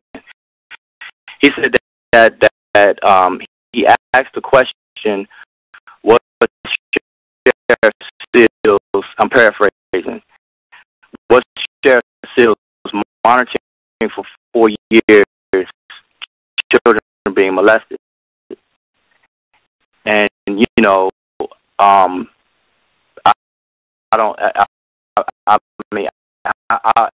don't think that question is even makes sense. That if somebody was watching children for 4 years, being molested, and this is not even being biased. That's just a smoke screen. Let me get to the gist of this, because this is a lot of questions that I have. Let me ask you this though: did the case in the federal court boil down to he say, she say? Did it boil down to that, and the jury does believe one side instead of believing the other? A majority of it, and a majority of cases like this will be the credibility of witnesses. As you're calling, he say, she say, so it comes down to credibility of witnesses. And one other quick thing I did want to address, that as far as the well, go ahead. I don't want to. All right. Let me get the sister from Jersey in. Sister, let me ask you a question. Did the case for the case, did it boil down to the he say, she say? Did it just boil down to that the jury just believe one side and said screw Dr. York? Well, there was a whole lot of stuff that led up to that, and the case was botched from the beginning. Stuff wasn't proven. Doc was not allowed, certain witnesses to appear, or whatever the reason that the judge didn't want. Hold on a second, sister. Let me get this clear. You're saying that the judge blocked people from testifying for Dr. York? Rebuttal witnesses? Yeah. Okay. I have something. Right. I have something to read. I mean, is that true? Is that true, Anpu? Yeah, there were witnesses that were prevented from taking the stand. Okay. He was denied. He was denied a fair trial. He was denied a fair trial. All right. Okay. These are 10 issues of the federal case, because we keep talking about child molestation, and you're talking about you're being fair, but you're talking about that Dr. York pleaded guilty to something in the state, and he's doing federal time, and on top of that, he wasn't sentenced. I don't disagree, sister. I don't disagree with that, but the man pled guilty in state. Hold on a second. I can't get Dr. York supporters to agree that the man pled guilty in state court to child molestation. I can't get you to come out of your mouth. I can't believe that. This is what I'm saying. You can't believe it. You can't believe it because you're not looking at the bigger picture, and you want to deny and say that we can't include COINTELPRO, and I'm looking. Look at how you're cutting me off. Look at how you're cutting me off. Sister, I'm asking look at how you're cutting me off. Sister, I'm asking a simple question. Did Dr. York plead guilty to molestation charges? Yes, simple question. So, yes, end okay, of conversation. So we focusing on that. He pled guilty, and they didn't sentence him. So why didn't they sentence him? If he was so guilty, why didn't they sentence him on that? I can answer that. So guilty of that. I can answer that. I can answer that. Because this is the worst. Because this is is that a real question, sister? Is that a real question? I can answer that. No, it's not a real question because y'all are not presenting all real questions either. No.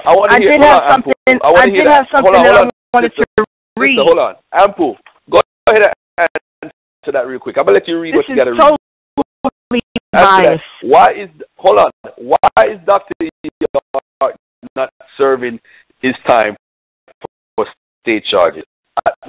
End the conversation. Go ahead, answer that, and let the sister read what she got to read. Go ahead, Anpu. All right. The reason why is because he was transferred from the state venue into federal custody, and then his federal case moved forward while his state case was on hold. And then upon his conviction in the federal case, the state had no reason to move forward at that point. So he was never sentenced in the state, but his plea agreement is still on record. And also, so how much did those children really mean to them if they supposedly initiated on behalf of the children? Let me finish. Because he was convicted of 1,620 months, which is 135 years, the state had no reason to move forward. So when you ask how much do they mean, how much do the children mean to the state, whatever, that's irrelevant because it's not irrelevant. Listen. That's what you're trying to portray that is relevant. Okay, please. Okay, just listen to your brother Muhammad and not cut me off as well. I'm just going to be real quick. 135 years, being sentenced to 135 years, the reason why I use the word irrelevant is because anything added on to 135 years becomes irrelevant because you're talking about a practical lifespan of a human being being the average of 70 to 80 years old. So being sentenced to 135 years when someone is already in their 50s, and the additional sentence, even from a different venue, becomes irrelevant. That's what I mean. Okay. Can I read what I wanted to read, please? Go ahead. Because you were asking about as it pertains to the jury.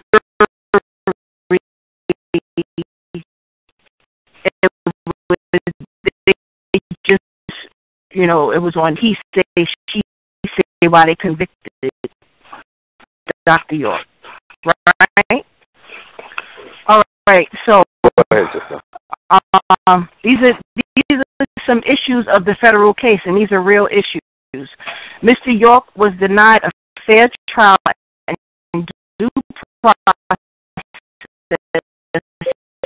to the trial court's denial of his motion to sever disparate counts.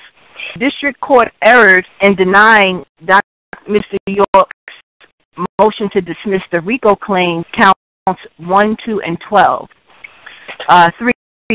The District Court erred by denying Mr. York's motion to dismiss the superseding indictment and allowing the jury trial to go forward on an indictment that was returned by a tainted grand jury.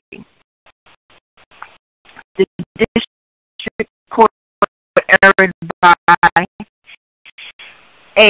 denying Mr. York's motion for mistrial after the government exceeded the scope of the court-ordered limitation of the rebuttal witnesses' testimony. B, not allowing the appellant to call his own rebuttal witnesses to read the government's rebuttal witnesses. 5, the evidence was insufficient to prove beyond reasonable doubt that Mr. York committed the acts alleged in count 1, count B1, racketeering act 1, count 2B2, racketeering act count 2, count 2B3, racketeering act count Racketeering Act 3. Count 2B4, Racketeering Act 4. Count 3A and Count 3B. Conspiracy. Count 4, Count 5, Count 6, Count 7, Count 8. Transporting minors in interstate commerce to engage in unlawful sexual activity. The district court erred by denying Mr. York's motion to dismiss Count 2, Racketeering Act, and 3, Count 6, essentially ruling that the government could base a federal violation on a Georgia crime, which was no crime at the time all of this alleged commission. Post-trial counsel Jonathan Marks was ineffective for withdrawing Mr. York's motion for new trial and motion for judgment of acquittal without properly informing and receiving the express permission of Mr. York. The district court's denial of new counsel's motion for extension deprived Mr. York, of a fair trial and due process of law. Mr. York's Sixth Amendment right to a jury trial was denied when he was sentenced based upon facts not reflected in the jury verdict. And Mr. York's sentence is void because the appellant was sentenced under federal sentencing guidelines that have been ruled unconstitutional as applied in this case. The use of the 2002 version of the federal sentencing guidelines instead of the 1993 guidelines violated ex post facto clause of the United States Constitution. So, you see how you're trying to portray it like, so were they just basing it off of he say, she say? Is so much screw up on the government's behalf and bias against Dr. York, and you want to put it in people's minds. I agree with you with the bias. Okay. Sister, I actually agree with you when you say bias, because usually when there's a charge of molestation and there's some sort of a cult leader, like a Warren Jeffs, those people and Jim Jones, those people are looked on like they're cult leaders. So there's a natural bias once charges come. I already know that. Hold on. And that's a given. I'm not even gonna argue that point. That's a given. Can I get a second? Hold on. But see, you say that's a given, but when I was trying to present information as far as COINTELPRO and them thinking that Doc was a messiah, a cult leader, just like you said, and you're looking at all of the screw up and on their behalf, the biasness on their reason, because if they could prove their case just based off the facts, and you want to keep playing into the psychology of the child molestation. He wasn't charged for that. He wasn't sentenced for that. You keep saying that he testified and all of that kind of stuff. And then you want to be bringing in the 1986 and the Mann Act, all of that. This charges. No, they had to what switch you're up. talking about. What you're talking about, and the way that you're talking is propaganda. Excuse me, Anpu. Brother Anpu. You had so many seconds. Can I just finish this little bit of stuff, and then you can go ahead and say what you want to say.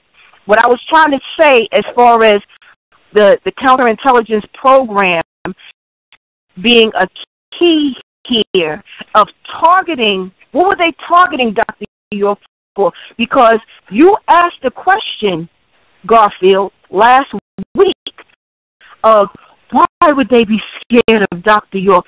He was no messianic character. According to them, he was. You're on the side of the government, and you're saying that you don't want to entertain that, and they have a complete program. I'm on the side of the government now. Okay, stop right there. Once you say that, I got to stop you, sister. Because now you're putting me in the mix. I ain't got nothing to do with Dr. York. I don't even know that dude. So forget about that. Anyway, let me punch Issa in. But before Issa, Brother Anpu, yeah, real quick. And now I'm only saying I'm only being this way because to have a productive conversation. If you get too long-winded, then the first part of people's conversation will be forgotten. So I just wanted to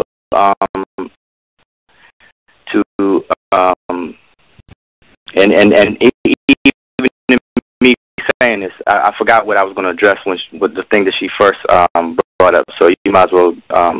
It was about the child molestation issue.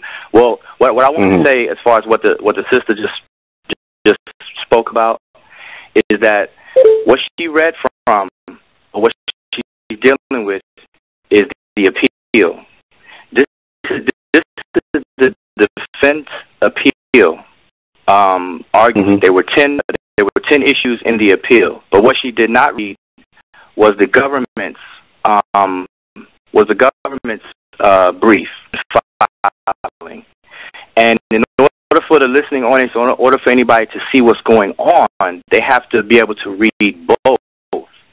So she only went through the 10 that was filed by the defense, which was on behalf of Dr. York.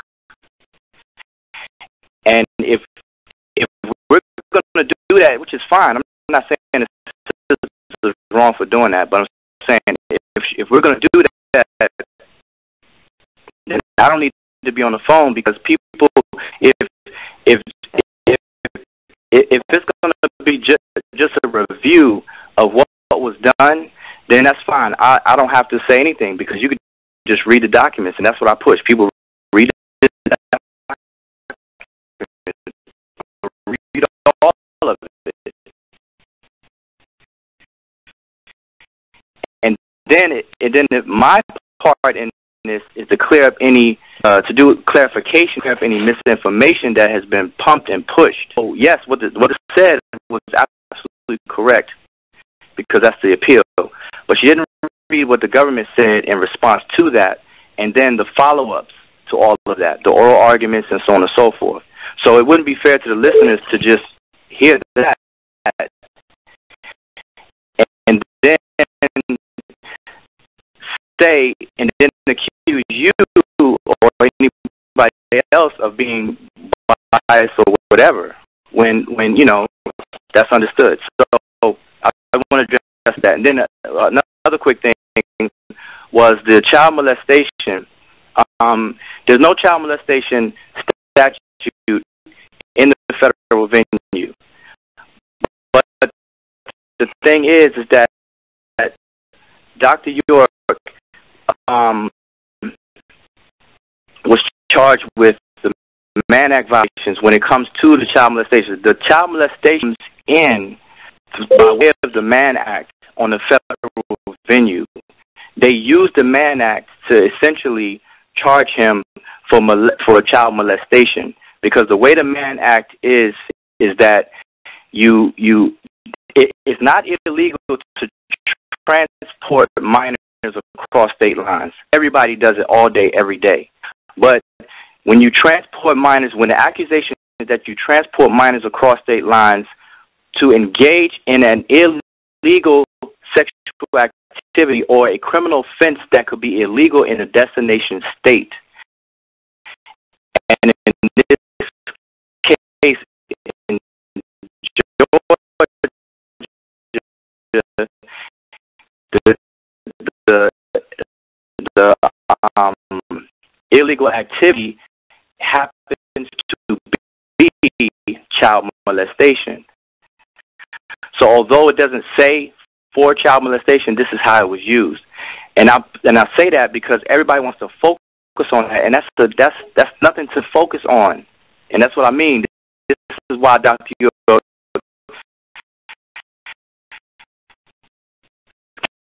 case has gone the way it's gone because people are operating from an Hey, bro, let me get. I got 12 minutes left before we're going to over. Let me get two callers here so that they could ask you guys some questions. Let me get caller 615. Caller, introduce yourself. Where you calling from? Peace, Garfield. This is Lex, man, calling out the ATL. What's up, Lex? Appreciate you calling in, brother. Go ahead, man. What's on your mind? Peace. Now, I'm just, I don't know everything, so my question might take y'all back. Forgive me if it does, but I hear all the stuff about the legal jargon of what happened in the case. What I never really got is what is the hardcore physical evidence? Forget about he says, is there physical evidence that Dr. York molested children? Hold on, let me get Muhammad to answer that. Muhammad, answer that question for me, please. Is there physical hard evidence?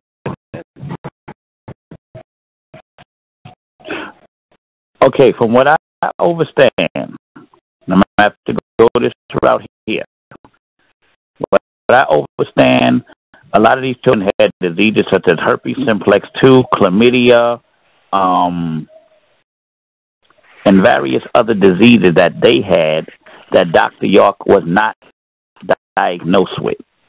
So, and the reason that these kids had all of these diseases amongst each other was because it was having group sex and in group sex with each other because they were all on the land and really wasn't going nowhere else. So naturally, as you let me ask you a question, Mr. Muhammad. Let me ask you a question. Did Dr. York ever get diagnosed with herpes? No. Now to answer this. All right. No, Dr. York did not have any of these diseases. Evidence then. So you're saying no physical evidence, right? No, not as I know of. No. And notice I said no. All right. Thank you. All right. Let me get Anpu to respond. Was there any physical evidence, my brother? Well, to the brother Lex, the thing is that in any child molestation case, the question becomes what evidence would there be, and it depends. Like in rape cases, when people report rape within 72 hours, they get checked out and they have what's called a rape kit, where DNA is taken or swabs are taken from genital area and so on and so forth to try to determine the perpetrator and so on and so forth. So there's different methods and different procedures you take for these types of allegations. So when you say, is there any hardcore evidence, the law doesn't work that way. There's multiple categories of evidence. You know, testimony is evidence. Circumstantial evidence, evidence. Some people like last show, the brother Issa said he has to have video of the act taking place in order for it, for him to be convinced, and so on and so forth. So, but to answer your question, Dr. York was herpes 2, and two of the listed victims were also diagnosed with herpes 2. When you bring in chlamydia and the other sexually transmitted diseases, those diseases are known to be treatable and that you won't diagnose for them positively. But the minors that were diagnosed, they didn't get treated, so therefore they're diagnosed positive on their blood work and their tests. They had chlamydia, vaginal chlamydia. This is important. Anal chlamydia. This is important. Hold on, Anpu. This is important. Lex, you asked a very, very, very good question, bro. And actually, this is one of the questions in my inbox. Now, why would herpes even come up, Brother Anpu? Why did it even come up in the first case? Well, because there were listed victims who tested positive for herpes, and then Dr. York's blood was tested, and his test results came back that he was positive for herpes too. And like I said, this is information that's in the public domain. This was once private. This is probably why Muhammad doesn't know about it or whatever, because a lot of Nuwaubians did not know about it because it was private information. It wasn't public, but Nuwaubians made it public by filing it into the Colorado court system that I mentioned on last show. So I have to go back over that. But he did test positive for herpes too. What happened is because of these minors who were quote unquote raised in a enclosed type of environment, the question would have become, how did they contract these sexually transmitted diseases if all these children or all these minors are living in a controlled environment amongst each other and don't get to go out and do this and do that? So, you know, this becomes this has a impact on a jury or whatever. So this is why it was suggested in the first place why Dr. York may want to take a plea to go towards a plea agreement. That was the start of the plea talks when his blood work came back. The second part. Let me ask you this, because this is important. Did he plead guilty? Hold on, Lex. He pled guilty in federal too, right? And the judge threw out the plea deal. Now, this is my question. Everybody says I keep bringing up the molestation charges.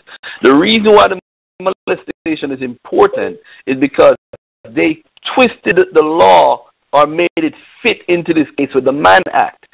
They don't have a statute in the federal court to say, hey, you're a child molester. It's not in federal court, so they can't say that. So now they find the proper terminology by using the Mann Act is that he brought people into Georgia on the land and did these things, and it's across state line. That's how he got it. That's exactly how they got it. So he did the child molestation according to the federal government, but why would he want to plead guilty to those charges? That's going to be my follow-up question to everybody. Why did he want to plead guilty in federal court? Why? But go ahead, Lex, before I ask the question. Go ahead, the second part of my question about hardcore evidence. Is there a child who testified and said, Dr. York molested me? Hold on, let me get Muhammad in. No, I'm sorry. Let me get Issa in. Go ahead, Issa. I mean, the brother said a yes or no question, and it's 13 minutes going all the way around. Look, there's no evidence. And let me address the herpes thing, right? Hold on. No, Issa, no. Let's answer Lex's question. Lex is calling in from all the way in wherever. Wait. Just answer that question, because I asked Muhammad to respond. It don't make sense. You go back, so we going back and forth, back to old questions. This is why we got to answer questions and be direct. So he's asking now, is there anybody that testified that said that Dr. York molested them? Simple question. That was already, that was already answered. Yeah, there was 8 people. Yes, it was. No, he wasn't listening. He wasn't listening. And 8 people that did. All right. He wasn't listening from earlier, brother. He wasn't listening earlier. All right. All right. So go ahead, answer. The answer is yes. I already answered. There was people who said he did it, and there was other people who said he didn't do it. When he asked say he didn't do it. It was. This is the problem. It's a simple Wait a minute. question.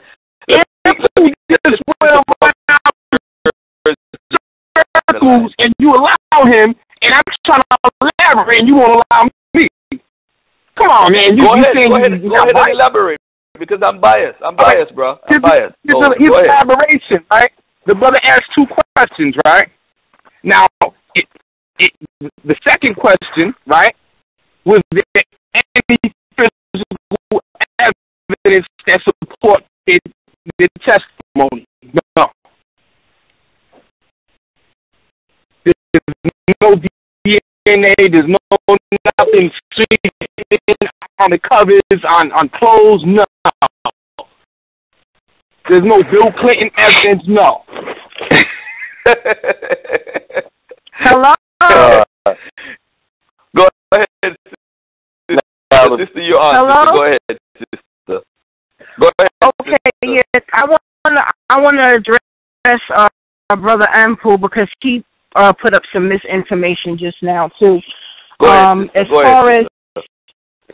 going to read him something, but as far as that information where he's saying that chlamydia is treatable, that's correct. They can still tell if you've ever had chlamydia. There are markers in your blood. I verified that with a gynecologist. So it's not impossible, and especially since he's talking about circumstantial evidence. So they would have jumped on that especially if we're talking about tying it to molesting children who had the disease, which chlamydia, gonorrhea runs together. Okay, usually it runs together. You can get one or the other, but those run together. So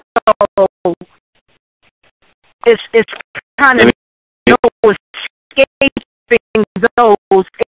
And because I'm answering the brother's question, is there any physical hardcore evidence? Then the herpes simplex 2. Dr. York did not have that. I'm reading from the kidnapping of Dr. York. This is from a man named Demariah O'Denoran. Okay, he also hold on a second. This is from a book. Sister, hold on. It doesn't matter from a book. Did he have access to the record? Yeah, he's reporting it in. Oh, wait a minute. So you saying because Anpu has access to the records? I never said you're that. taking his word at it. No. Hold on.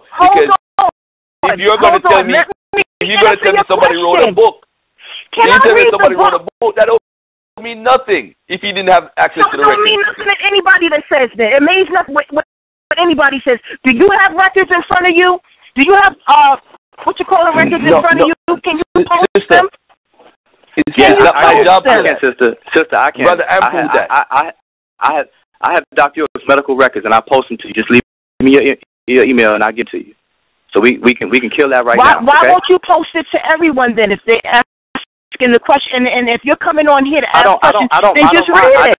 I don't mind, but we're on Blog Talk. There's no way for me to post it on Blog Talk. We're on a phone conversation. You can read it. read it?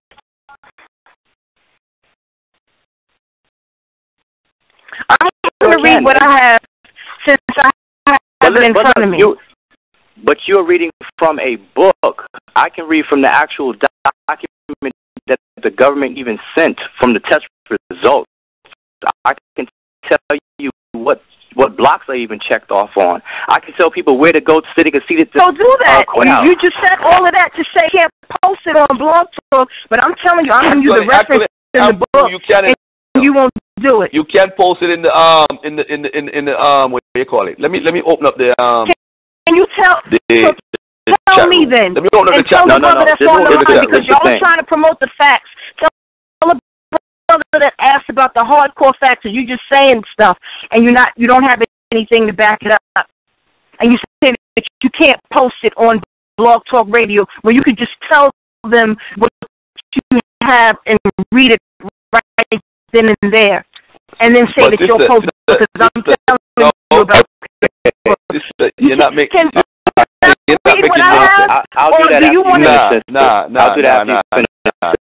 Hold on, Anpu. Let her read it though. Let her read it, but let her stop babbling first. Sister, I'm gonna let you read it. I only want to hear the sister. I don't want to hear nobody else. Go ahead, sister. Okay, like I said, I'm gonna babble. Okay, Garfield, my brother. I love you too. Right. The kidnapping of Dr. York by Demariah Odeneron. What diseases were they diagnosed with, and did Dr. York also have the same diseases? Answer: they diagnosed with herpes simplex 2 and chlamydia. According to the Center of Disease Control, chlamydia is the most common STD in the United States. It has been labeled the quote-unquote silent epidemic. Estimated 3 million people were newly infected each year. This disease, without any symptoms, about 75% of all women and 50% of all men have never had any symptoms of this disease. Chlamydia is most prevalent in women ages 15 to 24. This age group represents 70% of all cases. All the alleged victims fall within this age range. When chlamydia is left untreated, it can lead to pelvic inflammatory disease, which can cause infertility in females, ectopic pregnancy, and chronic pelvic pain. Infected pregnant women can pass the infection onto their baby during delivery, which will result in severe eye infections called trachoma and pneumonia. It can be cured quickly with antibiotics. Chlamydia, according to the CDC, is an epidemic at the age range of 15 to 19. And the American Heritage Dictionary defines an epidemic as an outbreak of a contagious disease that spreads rapidly and widely. And I want to add to this part because anybody can go ask their urologist, but nobody's disagreeing with you, sister. I thought you was reading something about the case. I am reading something about the case, but I want to add to it from the information that I also researched myself. When he said that it's treatable, it's curable, so they wouldn't find the chlamydia. If these people are medical experts, they will know that you can find chlamydia, not an active, hear me clearly, not an active outbreak, but that you have been exposed to it in your blood. So don't tell me if you have medical records and these are the top FBI medical experts that they didn't do that simple blood test on Dr. York, and they're going to only say that he had herpes simplex 2. Only that. Okay? This is that's not have the disease. All right, sister. Every single disease. Reading the thing. He should have every single disease. Now, read the thing. Read it. Nothing that you have, so we can get it I'm over reading with. it. I'm reading it. I'm reading it. Now, to answer the second part of your question, Dr. York did not have any of these diseases. After he was arrested and taken into federal custody, medical doctors for the government tested him on August 15, 2002. They examined his blood. The results of the blood test, the results of the blood test proved that the alleged victims did not contract the disease from Dr. York.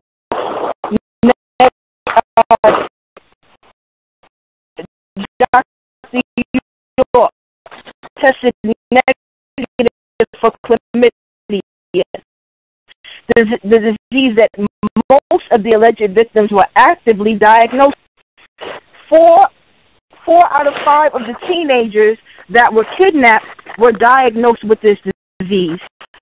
1 of the 5 kidnapped had no signs of the disease. This proves that there was no sexual contact with the defendant and alleged victims who were taken from the property, or the 8 alleged victims who had left the property years ago. Because we keep it in perspective, it's not just, so what I'm talking about is that it could be in it.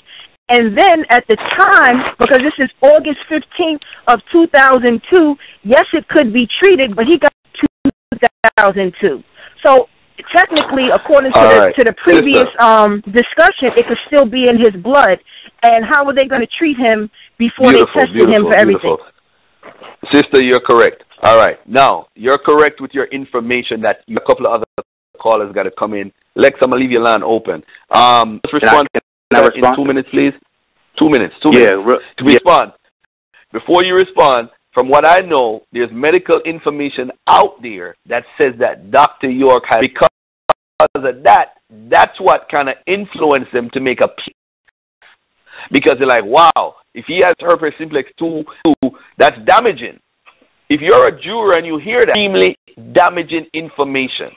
So now, to also provide this information for Issa in Facebook, whatever, so he could get his medical records. Because we need to stop this misinformation. As far as what I know, he did test positive for herpes. Okay, really quick. The sister was reading from, that was written by a person who was not involved with Dr. York. And they're basically reporting on their opinions on and what they have come in contact with. That's not to make an argument or stand on an argument for the medical records themselves. And this is something that I'm hearing noises, but this is something that the sisters in the administration did as well when they read medical records themselves, so people can look at them and read them for themselves. So the sister asked me, why don't I read from them? So here's the medical record in where it deals with the herpes 2. This is a letter from the U.S. Department of Justice. You can look on the docket and see where and when the judge had ordered for Dr. York's blood to be, and so on and so forth. So this is a letter to Moultrie, who was the prosecutor, one of the prosecutors in the case. It says the enclosed medical records are being sent in response to the subpoena you provided this office. These records have not been redacted. Further, release of these records will require consultation with the Bureau of Prisons, specifically this office. If you have any concerns, contact blah, blah, blah. All right, and then it gives the actual records themselves. And I'm going to read August 15, 2002, A. Parker, which is initials of a lab technician. 2 vials of frozen blood specimens, which were packed in dry ice from California to Stanford, California at approximately 8:45 a.m. Telephone number, blah, blah, blah. Medical Center, Stanford, California, and lab technician Ella Thompson received. S.A. Parker remained with the specimens when they were not in a secure area. 20 a.m. After the specimens had thawed, Thomas began the inocument the process by taking digital photographs. At approximately 12:45 p.m., the analysis was complete. Dr. Barron and Dr. Thomas positive for herpes simplex 2 and negative for herpes simplex photographed the results and subsequently provided a zip disk to S.A. Parker containing all of the provided S.A. Parker with a photocopy of the results, the lab protocol from the test, and information from the test kit distributor. S.A. Parker transported them back to the evidence room in San Francisco. And then it gives the actual charting and so on and so forth on how... Can I ask a question about that? Hold on a second. Now, the only thing I would have with that is, we know, let's just say there's a conspiracy to get them, you know, and we can't trust that blood test. I mean, who says that? The question would be, the people who shot up, hey, let us get a blood sample that we know is legitimate from, you know, because we don't know what y'all did during that transportation blood. So can we get someone blood just to make sure y'all ain't trying to pull something? So y'all are going, you can address it a little later. I just want to get it in now. Is there a reason why we haven't been able to hear any statements from Dr. York in terms? I just want to put that out there for later, but that's it. Oh, can I address your question to me about the and in any situation, what's quote unquote a second opinion. You don't want to rely on a prosecution's, but you don't want to rely. This was discovery by way of the prosecution. Blood testing is a third party. They're not a part of the prosecution nor the defense, presented by the prosecution. So in any case, you want your own independent test results as well. And that was considered, but Dr. York refused. His attorneys suggested that, okay, if we're not going to and draw your blood again to have a test result come out of it, then when you're payment. And like I said before, wait 1 second. Like I said before, discovery from the prosecution is what triggered the talks about a plea agreement in the first place. So the answer to the question, yes, it was considered and it was asked of Dr. York that we should get or differ. And if they do differ, then we have an argument. If they, it is what it is. So, but it's a wrap right there. That's all I needed. There's no record of a second blood test for people who doubt what I'm saying. There's no record of any other. That right there, that kind of leans me. I would have been like, I need another blood test. You through. It's over. El Mati in here, man. And Issa, the reason why I'm too confusing with too much people, and I got like 4 more callers. Can you respond? Do you believe that he tested positive? Not that I believe it came back positive. But here's one thing I want to. Anpu is counterproductive. Check this out. And I want the specimen they had from the 2 of the alleged victims, and they got a specimen. They still got a specimen, Dr. York too, right? The government as well could also do a test to see carrier if it's the same strain. That's also a test to do. And guess what? It never came back as saying it was a common strain. So what's up with that? But let me answer that. Let's start. Go ahead. Question to you, brother. That's fine. That's in his either way. Like even with testing the same, say I want my own private test. Those two, and that just kills it right there. So we don't even have to give me my own blood test by my people, and we can compare them. Now, if you use to do that, when that is the way you're gonna, that's the turning point right there. You know what I'm saying? You got your own blood test, and it came back negative. Bam, y'all. Yeah, that's what I was gonna address the fact that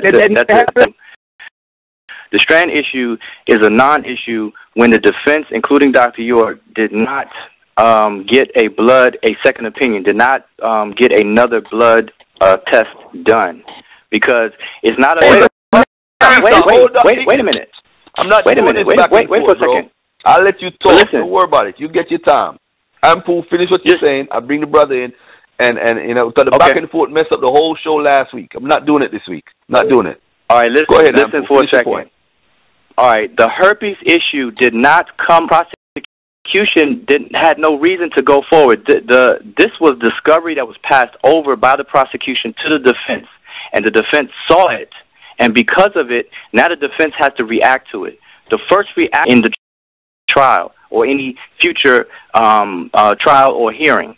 And this was not done. This was denied or refused by Dr. York.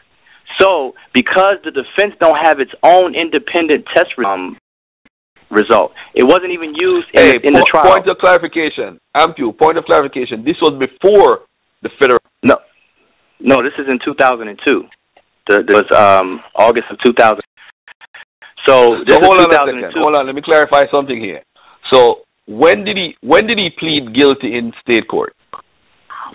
This was in 2003 in state and federal. They were one day. All right. When he pled guilty in court, right? Why did he want to plead guilty in federal court? Why? This herpes issue, which is what triggered the entire ordeal by way of the federal discovery. This was not state discovery. This was federal. The prosecution attorney, which was Richard Moultrie. He's the U.S. prosecution attorney, which is the federal venue. So this is not the state right here. Had whatever the test results or whatever. So basically, his lawyers lost confidence in him because he didn't want to take the test. So they said, "Hey, I think lost confidence in convincing a jury that he was innocent." So that's why they said that his best option was to go towards a plea agreement. More years than by way of the plea agreement. If he had gone to trial, they were projecting that he could possibly receive around 50 years. So at that time, so that's what the talks were. Point of clarification. Hold on. Point of clarification right now. We got almost 45. We got 50 minutes. All right. The point of clarification here to state 15 years, and the federal would it have been 30 years or would it have been 15 years together? Just 15 years. It was concurrent, which means that it run together. He would have only got 15 years. Right, Lex, that's why I felt he pled guilty in the federal and the state, and concurrently, that means he'd be out of 15 years now. He'll be out. A vital question is, anyone in that said, no, I don't want to do a blood test, then that was given, was it, well, I don't want you to have my blood? I mean, there had to be, they said that he doesn't want to do it. What did they present as? It's just he's just saying, I don't want to take it. That's it. And there was no reason. There was no need to give a reason. The reason because there was no requirement to report, take one or not to anybody. It's just a decision that Dr. York and to not go forward with getting an independent blood test happened. So because it didn't happen and the defense attorneys didn't have anything, then that's when they started talking about, well, hey, we need to start looking. And now, mind you, this happened in, like I said, this August. So you got August, September, October, November, December, January. So it was that long before the actual plea agreement. So all during this time is when the discovery was in November. What I just read, lab technician people and the U.S. Attorney, this is what they passed over as discovery to the defense. Wow. Let me get Issa in here, my brother. Let me get Issa in here. Issa, go ahead. You said he was giving out misinformation. Go ahead, my brother. The mic is yours. This thing going to say that's the reason, but we ain't got no confirmation from that saying what Rick is saying. So that's Rick, the court gospel. Now, the point of the matter is he did say it was not used at trial. That's what Rick said, and that's so. When you're saying why would he give what with another blood sample, or I would want to do, they didn't even use that at all, right? But what happens is people try to use insinuation, well, he had herpes, and a couple of them must mean he gave it to him. But there's various, you know what I'm saying? They could have got it when they could have been born with it. Their parents could have had it. It was that trial. That's just for purposes people try to insinuate something to them. So, let me ask you this, point blank. Do you believe that he had a positive herpes simplex too? there's a test that came back that believe that he has it. I don't know. There's a test that said that came back. My question, you know what, man? You know what, man? Garfield, man, I can't. Garfield, can I say something real quick? Trial, though, right? So I do agree, wasn't used in trial in terms of the jury's decision. Did they use to come to a decision? That means what have to be just be the witnesses, right? Yeah. Listen, it was a 14-day trial, so there was different variety of evidence was exposed to. One piece of evidence was the actual listed victims' testimony itself, and then anything that they said that corroborated that testimony. It was mutual corroboration. It was other items, other things that was used as to a layman on an everyday basis. We look at it. We want hardcore evidence. When something goes down, we want videotape of something or whatever. But the court system has different varieties of evidence. So do we have the witnesses' testimony that we can read or something, what they said on paper or anything like that, or all of the court transcripts as it stands right now is under seal, so it's not public. But they do exist, and that's another topic we can get into. But to answer your question, yes, yes and no, it exists, but it's not public. Now my next question is, why is it sealed for the public? It's sealed because it involves minors. Oh, okay, I see. For their protection and all of that type of stuff. Okay. Right. There's a statute that was used in order to put them under seal. The thing is that the judge ruled the trial transcripts can be released, and the person who put a motion in for that to take place was the prosecutor. It wasn't the defense, and it wasn't anybody of the Nuwaubian. It's because of the Nuwaubian organization or Dr. York or the defense side that they made public. All right, let me take this call. 213-608 calling from.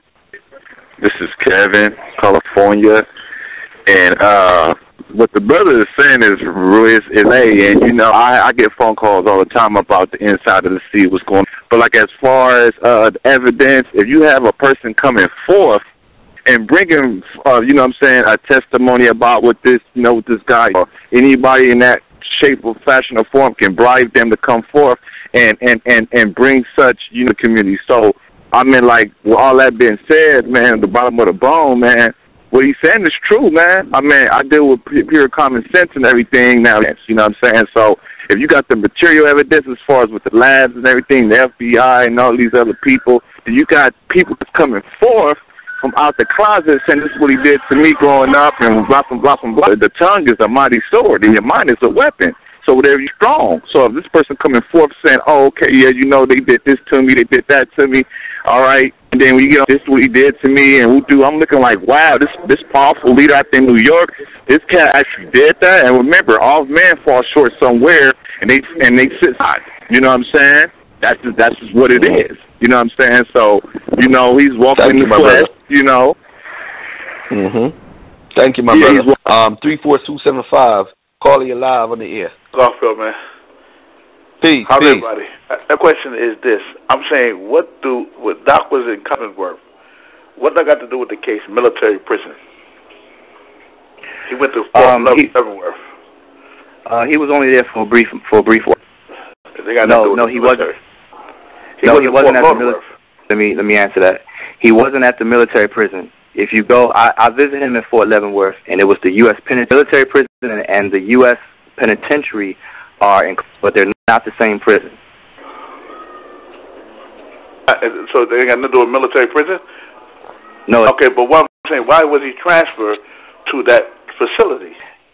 He was transferred to that facility because that's where he was gonna. He's at USP Florence. AD Max does an administrative move. He wasn't sent to maximum security initially. He wasn't sent there at all. There due to prison violations that he was accused of while in prison. That's why he's at USP maximum security prison right now. But he was originally at Marion, Illinois, at the Marion Institute Penitentiary. And Now, my next question is that Doc had a private doctor, Dr. Thompson. I know you're familiar with Dr. Thompson. Now, I would like to know that Dr. Thompson is his private doctor stuff, as far as his body, as far as his... Dr. Thompson was talking about he doesn't have herpes. I'm trying to figure this thing out. Now, according to Dr. Thompson, which is private doctor, on different perspective as far as taking care of him, he never revealed that he had any herpes. And Dr. Thompson made an interview about that, and anybody can see it on YouTube and stuff like that, where he said that Doc didn't have no herpes. So can I address it? I could address both of those.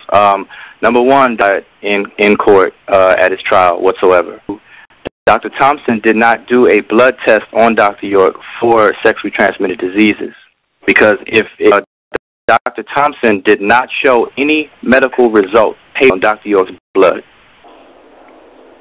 So, but I know Dr. Thompson personally, or I knew him personally. You're right, he was Dr. York's, or he is Dr. York's personal. Thompson did not test Dr. York for STDs. There's no result from Dr. Thompson about an STD being done. And he did not testify at trial.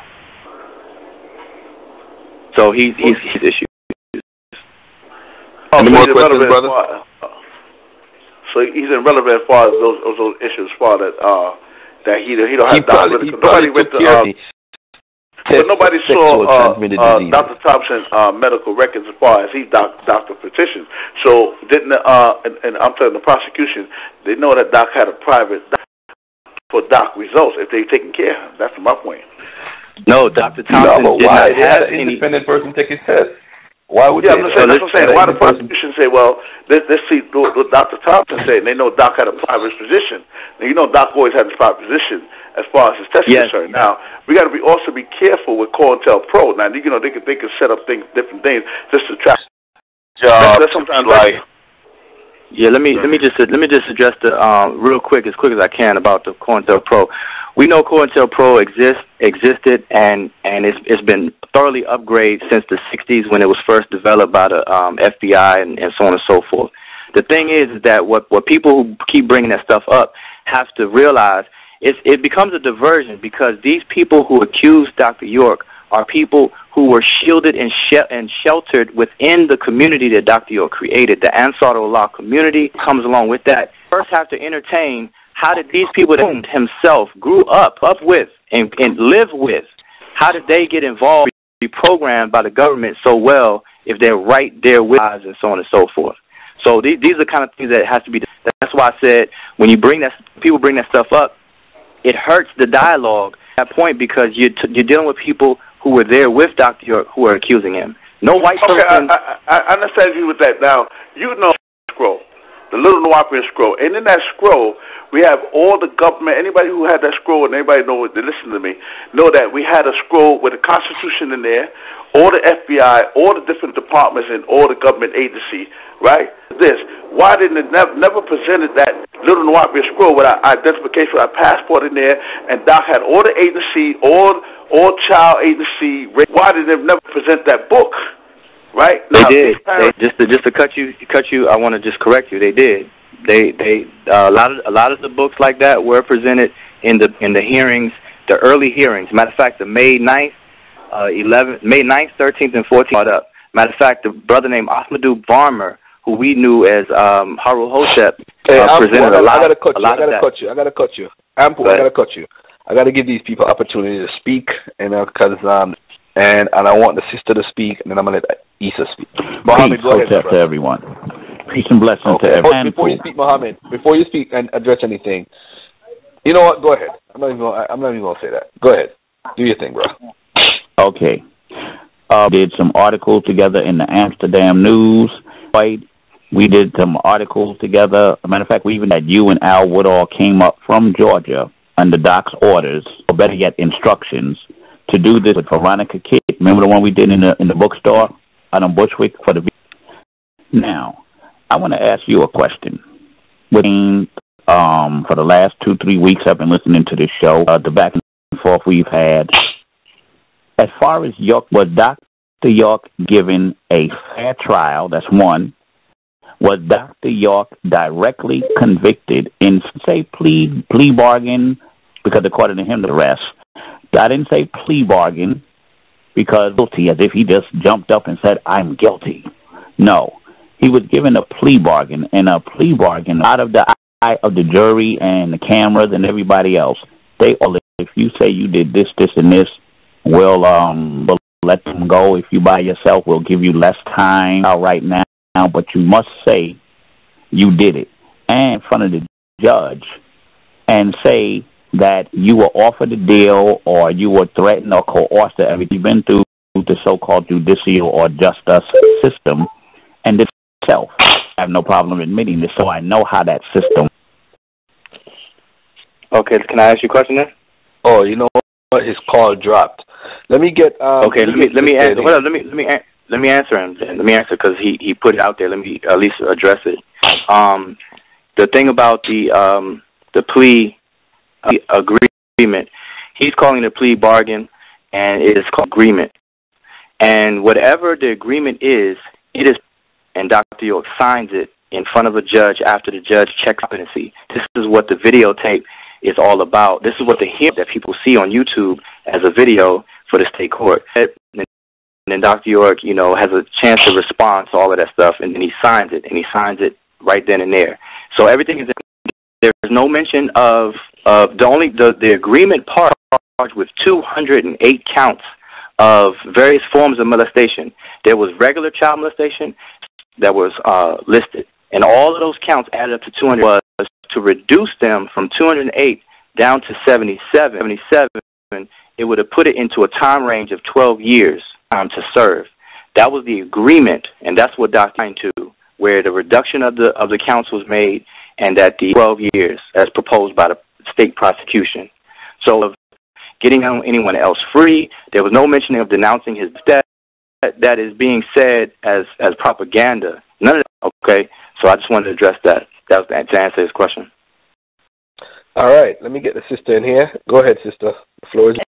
It's a lot of stuff that's been said, but I want to, because people are looking for information and they're not getting it, being told that people are spreading misinformation, keeps talking about stuff because he was providing the references. So you just said that the sealed transcripts haven't been made public. Did you just say that? The sealed trial transcripts of 14 days been made public. That's correct. That's incorrect. They haven't been. They are still under seal, and they have not been made public. Anybody that has a copy of them, listen, anybody that has a copy of them, have them. So there are people who have copies of them, and it's very few people. I don't know who's passing it around or whatever the case is. So there are people who have them, but they're not unsealed to the public. You cannot go to the transcripts, and they will not give them to you. But don't say that they haven't been made public, because that's misinformation. Now, for everybody that wants to get a copy... Wait, hold up, sister. That's not true. It's not, no. It has not been made public, sister. It has not been made public by the courts. You say what you want to say. It's not been made public by the courts. Stop cutting me off, because I want to answer that in the beginning. No, I'm clarifying it for you. The public cannot go to the court and get them. Exactly. Now, can I give the information for people that want the sealed transcripts not made public, and let me not made public by the courts? Because I don't care. People, the information that you can available, however you can, whoever is giving it up, and seal it under lock and key. If this information is, because they're not mailable by the courts, there's a site slowly, ANNUSHASSA.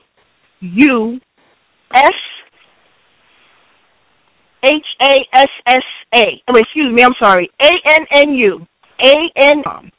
These are people that are working with the NLPA, okay? I want to make it, because I don't want him to say the courts made it available and everything. This is not fair if the court has made it unavailable, and you don't mind getting it from ANNUSHASSA, who's had them up now, that got them 3 years ago. And these are the sealed trial transcripts. And if you want to get it and you don't have them, $50. It's 3 pages worth of files. Each folder is about 20 pages. It's about 3 pages of 60 files, $2.50 a piece. So y'all can get 50 here. Y'all share the files together, available. And according to Brother Anpu putting out misinformation, because he knows everything and he was there, he knows now. Anuhassa, AHASSA.com. For people that want to know. Let me address that real quick. What you just did, I know about the website Anuhassa, Michael Bossier, and the Native American brother that's I said the people off wrong, right? No, listen. I mean, stop cutting me off. I mean, you first you accuse me of misinformation. Correct information. The reason why, even when you purchase it from those brothers, I'm gonna talk about that in a second. But the document itself, it will say sealed transcript. The reason why it says sealed is because it was a court order that Brown and charging money for it is in now me personally, is a sham artist. If you're for Dr. York, why are you even selling for $450? Hold up. Let me. But wait, one minute. Wait something. Because the sister has some other thing in her commentary that I don't care about. But that kind of mentality is why or lack of help for Dr. York. Because you want to prove me, which you didn't really prove, because I said what is not unsealed and it's not public. But because you're advertising for the website, that is a talk on the airwaves. Now those people, it's been upfront about that. Now I didn't mention it because I know enough not to put them out there on the spot like that, to say that, hey, they have sealed documents in our transcripts, period. But they do, but I would not broadcast that and put, that's asking for trouble. Now if they still got it up, that's asking for trouble. I just want to put that out there for people. So what I'm saying is that the trial transcripts, we could bypass. Judge ruled that they could be released to the public in a redacted form. All they had to do was redact the names, listed victims out of it, or anything that could identify who it is. Long as that process public, but it costs money, and there was a refusal to go forward with that. That's why it's not. That's why it hasn't been done. That's sealed documents. I guarantee you, if you were to post it's going to say sealed, biggest day on there, on the first page. All right, let me get Issa in here, man. Issa, go ahead, man. I want to say, address why I say what I do know and what I don't, because if you go to NubianFacts.com, they publish something saying that he didn't have, and they got a report saying that he didn't have herpes, and then there's another report that was published saying that he did. So the facts are the case, right? Do you got any other callers waiting? In case you want to put them on real quick. No, go ahead, man. Go ahead. We got 13 minutes left, but we're gonna be back on next Sunday. Next Sunday, 6:30 p.m. I'm gonna start from 6:30 p.m. and we're gonna get everybody in, and we're gonna get everybody the opportunity to talk, because a lot of the questions are to Anpu, and it's kind of like unfair because everybody can't get time in a 3 hours period, you know. But go ahead, my brother. Check this out. When you look at the Mann Act, right? The Mann Act has elements to it. You know what I'm saying? It's not like he keeps on putting it. Well, it doesn't challenge. No, look, the element is travel and transportation. That's why everybody keep ignoring. The federal government really doesn't have a factual basis to have him locked up under the Mann Act. And Anpu even said that years ago. He even said the same thing. There was no factual basis for that, right? But according to that, and then you got to talk about the RICO Act and the money structuring. These are other charges where he got a significant amount of time, like almost more than half the time he's doing, and for that. So this is being ignored, and the other cases being ignored, he didn't get a jury of his peers. He got a lot of white people. You know what I'm saying? He got a majority of white people from there, right, from New Brunswick, right, that area of Georgia, right, to try to listen to her, right, information, and now we're going to have to fact serious allegation. I'm not going to just say, no, he didn't do that. No, I want this. And let me tell you one thing, right, and I want to put this out there to everybody. If he was guilty thing, right, and this is what we could have handled, put him on trial since our own, not deliver him up to these beings. See what I'm saying? That, please. could have did that. I just want to respond to a couple of things. When Brother Issa, when you said everyone is ignoring, it's false. In every single show that I speak about the Mann Act, is that the Mann Act itself is travel. Those words have come out my mouth very often. So what is being ignored is transporting and traveling with children across state lines is not illegal at all. Everybody does this. The part that makes it a criminal offense is when at the destination point did you violate statute for which a crime can be charged, and in this case it is child molestation. A child molesting case, federal venue. Everybody says that the federal laws, that's true, but that's a technicality that at this point, because they charged him with a state violation, and in this case, it happens to be child. Issa, hold on 1 second. Hold on. You wanted to make a comment, bro.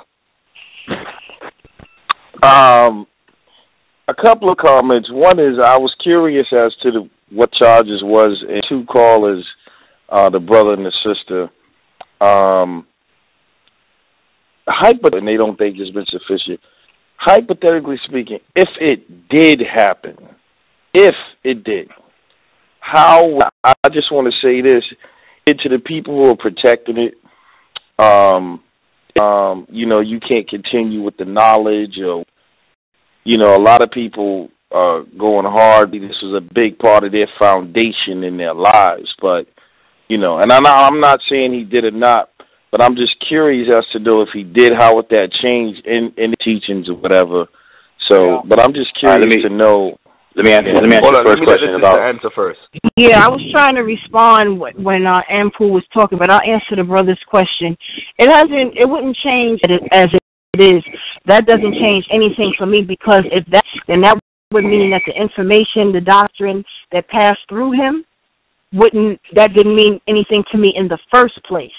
Because somebody could be addicted to cigarettes, and they're telling you don't smoke cigarettes, and if they're wrong because they're doing it, the information is, and that's it. I'm not here for that. What I'm here for, Garfield is portraying that, and you see a lot of the time that I'm getting cut off when I want to. Brother Muhammad 999 just got completely cut off the line. Issa with Sister, I'm not even gonna let you talk no more. On the show next week, you're willing? We're gonna do a part 4. We're gonna do like around 10 parts. I ain't got time for nobody telling me I cut off Brother Muhammad. Brother Muhammad call dropped. That ain't got nothing to do with me. That got to do with his phone. Now, Issa, go ahead and respond, man. Piss me off. I wanted to respond. I wanted to respond to Brother Lex's first question, because they're not addressing that part. Let me just address that real quick. The reason why he was transferred from prison to where he's at now is because he received disciplinary actions while in the other facilities, and the one, they call them shots, they nickname them shots. He received several shots, and some were threatening the prison officials. But there's more detail to that, but I'm being brief. But that was the one shot that he was administratively transferred from Illinois, USP Marion, to Supermax, where he's at right now. So he's been there, but he got transferred there because of and subsequently convicted him of. Do you know anything about the other shots or whatever? Like, why would he lose it? Yeah, I know. Yeah, I know about them all, but we don't have time for me to go into detail about them. But there were a few. As far as we have time. I just want to say something. Go ahead. 4 minutes. We got 4 minutes. Okay. Go ahead. Okay. I just want to say, because what I see going on is that even with the windows and stuff like that, I can be removed from the conversation. Everybody say what they're going to say for several shows. Then have me on as the last show. Just have me on the last show, because all everybody else is doing is reiterating the information that's out there. They're parroting things that are out there already. And if they want to do that, fine. I don't need to be involved with that, because I know a lot of things that are out there that's misinformation that I want to clear up. So to them, as far as the conversation time. So I can just give me the entire last show. So if you're going to do 10 shows, have them give a whole review to the listeners about the case that they can actually read.com to get their version of everything, and then be good to go. So I don't have to participate in that because I don't want to be accused of hogging time or whatever. But the sister accused me of giving misinformation, and I challenge any of them to prove that I've given misinformation. She said I didn't give any references. I can give references. Most of the documents people have came from me, period, except for those sealed different websites that we had that are dysfunctional now, etc. That's what I'm telling you, Garfield. So, you know, the last show, just give me the whole questions at me based on what in the previous shows, but let them have it. You know, I'm you know, that's not my thing because none of them were there. The author who was not even there don't even know Dr. York or whatever. So that just speaks for itself. So, you know, I'm speaking from and clarify everything. They need to use me as a resource, not as though I'm an enemy. I'm not and I don't have any affiliation with anything Nuwapu, but I was there. I fought for Dr. York's freedom more than all of your callers on the phone.